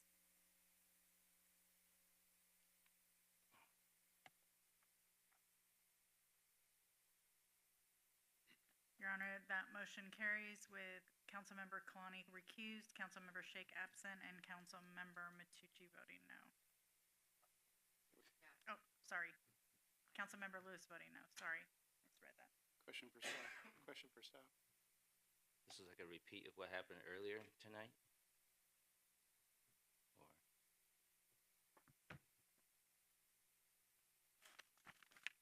Or Council, do you want to ask your question, or does the city attorney already knows what the question is, I think? I believe the question is how many votes does it take for an ordinance, and I believe, I'm just trying to double check that it's 4.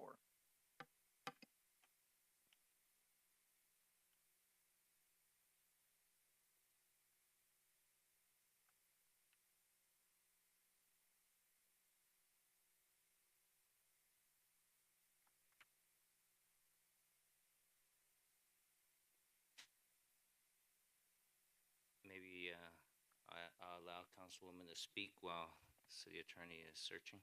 Thank you. The reason that I voted no is I don't think that the provisions in the ordinance to talk about procedures, emergency procedures, are clear enough for me. I don't know if there's something that we can get maybe Lori Balance to weigh in on just to make it just a little bit clearer. Because I know when I read it, I had to get Director Ramirez to go back and read it, and it was that key word. Just to make it crystal clear. We could consult with outside counsel on that, and I did find in the charter it is an ordinance requires 4 votes. Okay. So the second reading is not approved at this moment. That means, as far as, I just want to make sure I interpret this correctly, that means the banning of touch and goes as previously discussed does not go forward? At this point, if the council would like to direct us to bring back the ordinance either when Council Member Shake is back, or if you'd like us to talk to outside counsel about the concerns raised by Council Member Lewis, we could do that as well and bring it back. Yes, both. You know, this is what I'm thinking. I know that, in the spirit of what I know Councilman Matucci said earlier, I want to respect all my colleagues on the council as much as possible. I know this has been a very charged up item.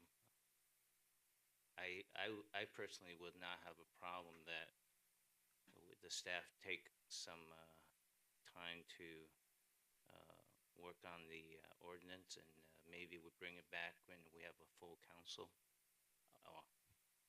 Councilman Shake comes back. Because I think that's the right thing to do, as opposed to taking an opportunity when there's someone down. I just want to make sure we're as open and honest, even though my position is still we need touch and goes, and allow the folks out there to work something that works. But that was my idea. Sure. I just want to be able to finish the statement, and I know that we need to address this because it's definitely a legitimate concern within the community. I just want to make sure that we are being crystal clear about provisions that won't add to additional litigation. So that's my concern. Not to slow roll it, but just to see if we can get clearer language.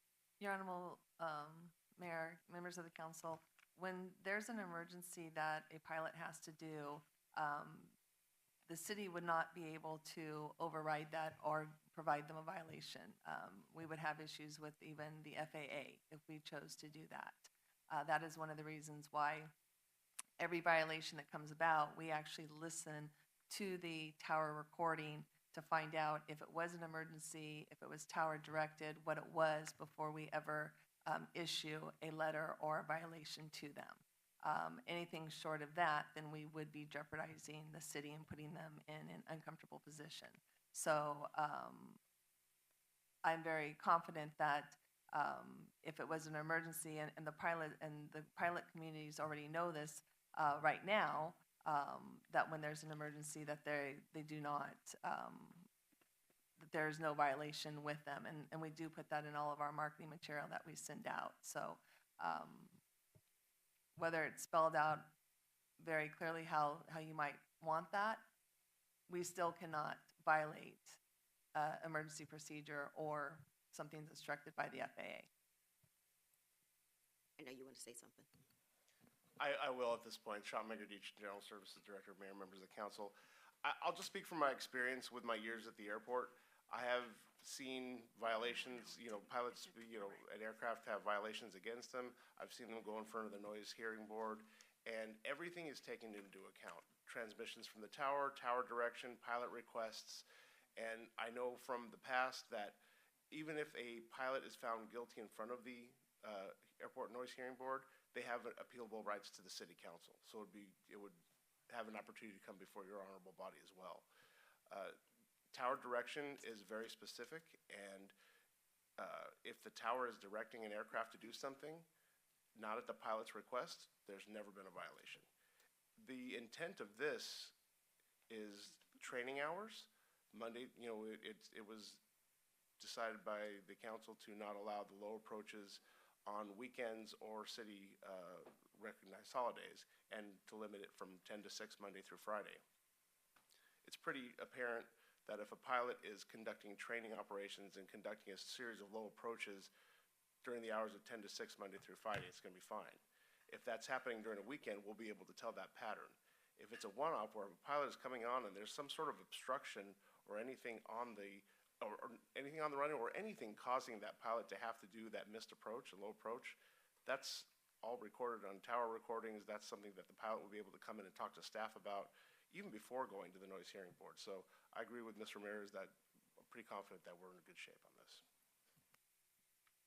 Thank you. I think those are all of my concerns. Councilman Matucci. Thank you, Mayor. Just want to remind everyone this is a second reading. We've actually voted on this. This is just really more of a procedure to, just put the ordinance in place. I just wish some of these questions would have been brought up earlier, if there there were any concerns, but here we are. I understand the concern about the verbiage, but the reality is we don't control flight. We can't. So if there is an emergency situation, we really have no say. So I do think that it's intentional versus unintentional. I think it's pretty, it's simple. I mean, it's obviously simply written, you know. I don't think we need to state the obvious, quite honestly, in the ordinance. If somebody's has, let's say, an engine failure, and the only strip of pavement is Hawthorne Boulevard, trust me, they're going to put it down on Hawthorne Boulevard. I mean, we see videos all the time of planes landing in really weird places because they have to. It's a do or die type of situation. I don't think you need an ordinance for an emergency situation. Personally, I think we should, you know, try a second round of this because I think it's well written. I think we put a lot of energy into putting this together, and that's also, again, the second reading. But if we do decide to bring it back, let's try to bring it back by the next meeting if at all possible. I mean, it's really just a matter of adding some verbiage in there, running it through our outside counsel. Is that something doable within the next 2 weeks? When is it? February? 3 weeks.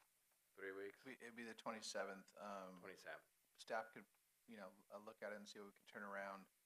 The question becomes, is the amendment that we make a material alteration of the ordinance, in which case it extends the time. You might have to have 2 more readings.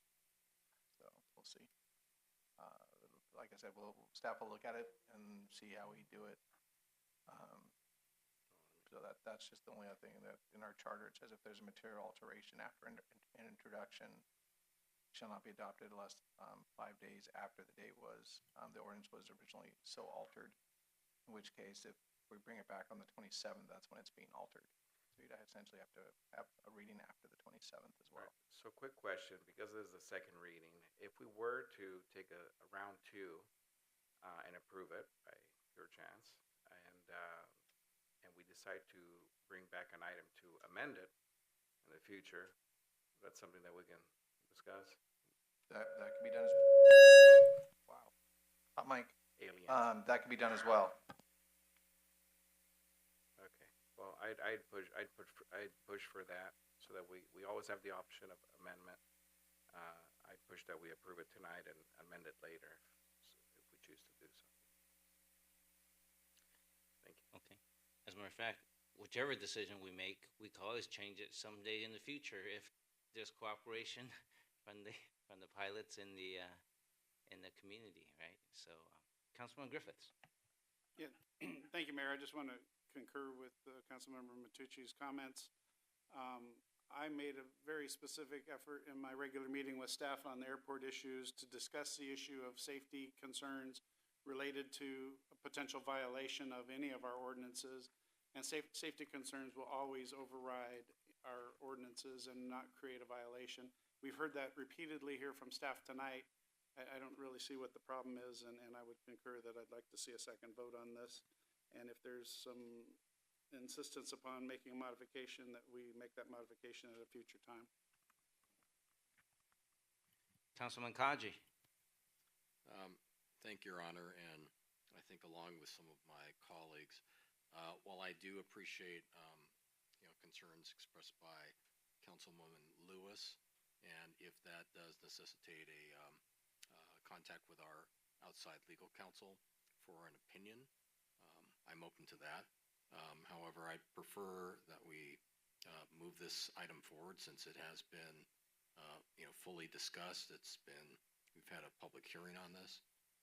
We've been giving this sufficient time. So unless, I don't believe that I see the concerns for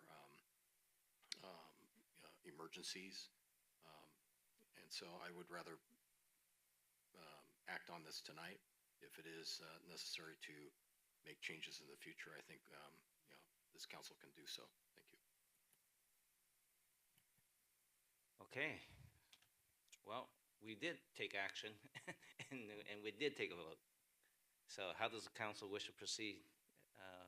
A substitute motion?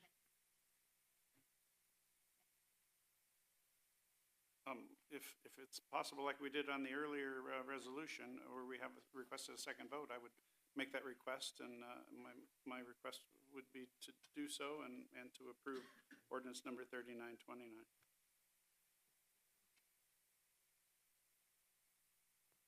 Second. Start voting, please.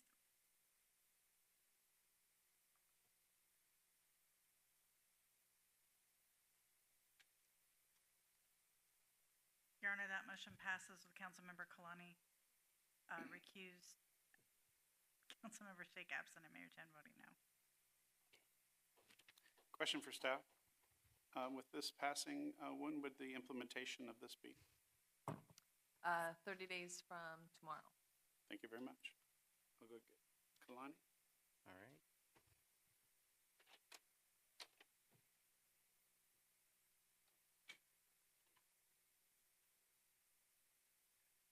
Well, I know we just completed ordinance 3929. I will continue to encourage the community, or the pilots, the flight schools, COTAR, all community, continue to work together to come with some I don't want to use resolution, some agreement that we both can coexist, and and if it does, maybe we don't need a zillion regulation, my opinion. But I would say I encourage you to keep at it, so that appreciate you being here. Moving on to oral communications number 2. This portion of the meeting is reserved for comment on items not on the agenda.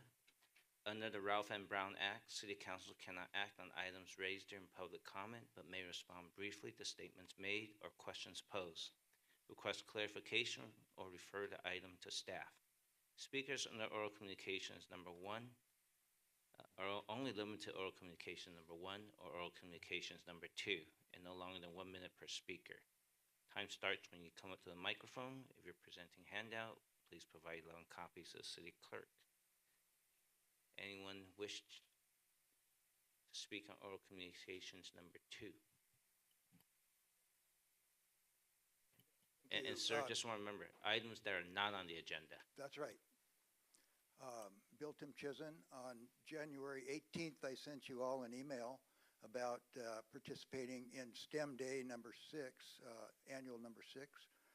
Last year I brought a Douglas DC-3 80-year-old airplane, and to support the 125 students of all 4 high schools. I'm happy to do that again. I was asked by both the schools and the STEM Day committee. It cost me $1,500 to do this each time, and I just said, I'll do it, but I'm not going to pay the $81 landing fee because it's a big, heavy airplane. And I think it's inappropriate. And I see that on item 9J, you spent $500 to subsidize the parade, but you don't care about the schools, apparently. Thank you. Thank you, sir. Anyone else wish to speak?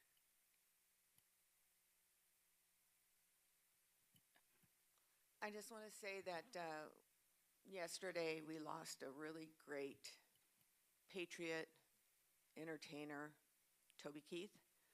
And, and there was a guy that for 12 years went and visited our troops in the most heinous of areas. And a lot of people didn't do it, but he did. And after 9/11, I think he wrote the best anthem that we could have ever asked for. And it's still played today. And I don't know. I just had to say it because, I love the military. I love our police, our fire, and our first responders. And he was just a great guy. I just wanted to say that. Okay, and that's it. Good night, everybody. Have a happy Valentine's Day. Thank you. Anyone else who wish to speak?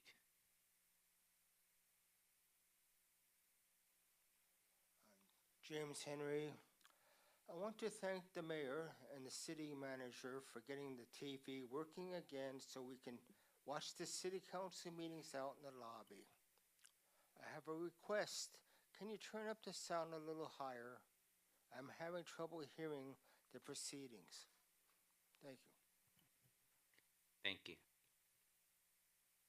I think I know what Councilwoman Lewis was thinking about the previous gentleman that was speaking, and I was going to ask him when is his event, because if we knew when is his event, then maybe an item we could consider is the council has subsidies that we give out each year, and if the council wish to take action, that is an option, and that would need to be fast. I don't know if Jordan or if the, yeah, okay, yeah, we can find that out, because if he's willing to help out, that's something for us to consider. Particularly it's a STEM event, and Right. in concurrence with TUSD, I think that we should do that. Okay, if you guys will follow up. Do we have council concurrence, because we can bring that back? Okay. I think I had 1, 2, 3, 4, 5, 6. We got 6 for concurrence. We'll bring back an item. That's what I was thinking. I think that's what you're thinking. Okay. All right. Now, let's see. We're going to go to, without any other public, I can go to council orals first before we recess the closed session. And tonight, looks like Councilman Matucci, you go first. Thank you, Mayor. I just want to wish Councilman Shake a speedy recovery, and want to wish also everyone happy Valentine's Day. And if you don't have a special one, you can go visit a family member or a friend, and that's always a nice thing to do. Anyways, good night, everyone. Councilman Griffiths. Thank you, Mayor. I want to make a comment that myself and Chief Hart were up in Santa Barbara at the Independent Cities Conference this past weekend. The focus was primarily on public safety, and I think it was a really impressive set of discussions centered around all different types of public safety related to recruitment, real-time crime centers, drug issues and problems. All kinds of wonderful stuff was discussed, and I think that the groups that were attending really gained a lot of good insight as to how other cities are dealing with stuff. One of the things that I was most impressed with is the discussion on drones, and I always want to pat our police department on the back for being at the forefront of the drones, and now we see everybody else following along in our footsteps, but we should always be the lead on talking about how phenomenal drones are as far as a tool for our public safety. And it's really nice to see how the other public safety departments now feel the same way that we did many, many years ago. So it was a worthwhile trip. I wish more of my colleagues would be able to make these types of events. I know sometimes it's hard to get away, but the other thing I would like to say is Valentine's is coming up. I do want to wish everybody happy Valentine's Day.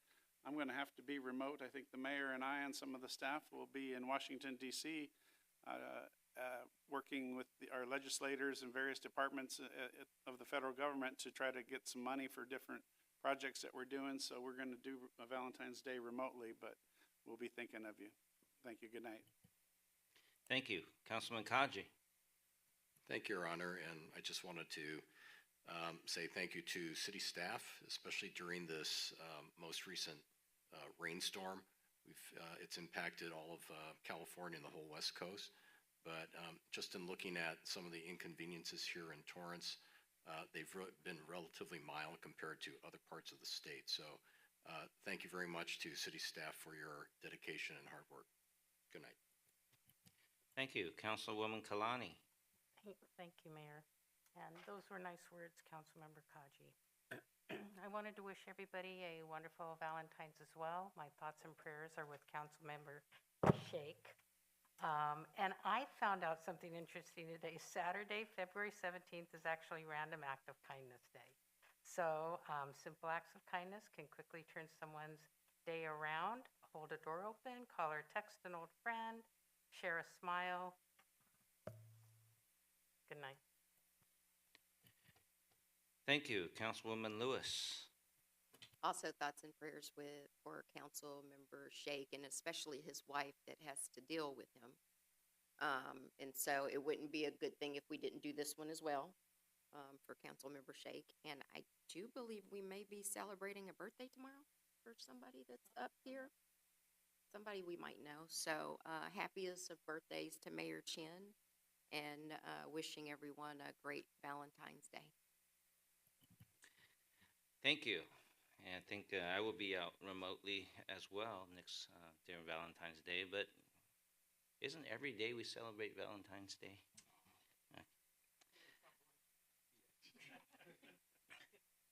February 10th, the Saturday, is the first day of the Lunar New Year, so the New Year calendar. I believe DeLano Fashion Center will have some celebration in the courtyard beginning noontime, and there will be some festivities. And some parts of the world, they take a 10-day vacation. I guess, unfortunately, we don't do that in this country. But so happy Lunar New Year. Councilman Shake, I don't know if you're a diehard, you're watching us on TV tonight. Our prayers are with you and your family, and we're looking forward to see you back with us. And as we conclude this evening, I want to thank you for your active participation, interest, and staying informed. Your involvement continues to help shape Torrance and keep us moving forward. Thank you, City Cable, for sharing our meetings live. In case you missed any portion of this meeting, you can find it archived online at torranceca.gov, YouTube, and Facebook. And now we're going to recess to closed session. It's 10:08.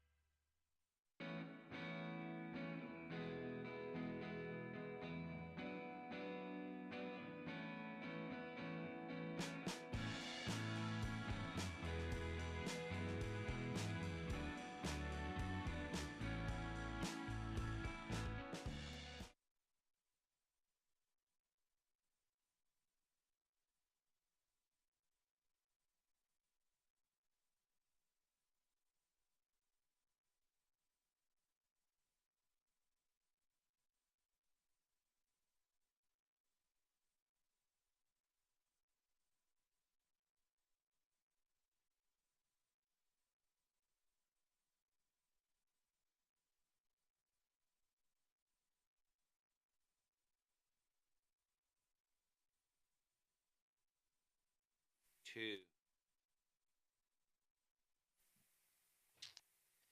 Okay, we have returned from closed session. City Attorney, is there anything to report out? No, there's not.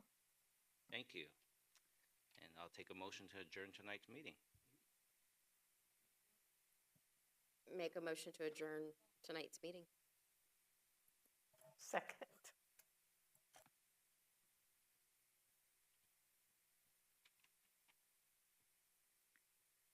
Start voting, please.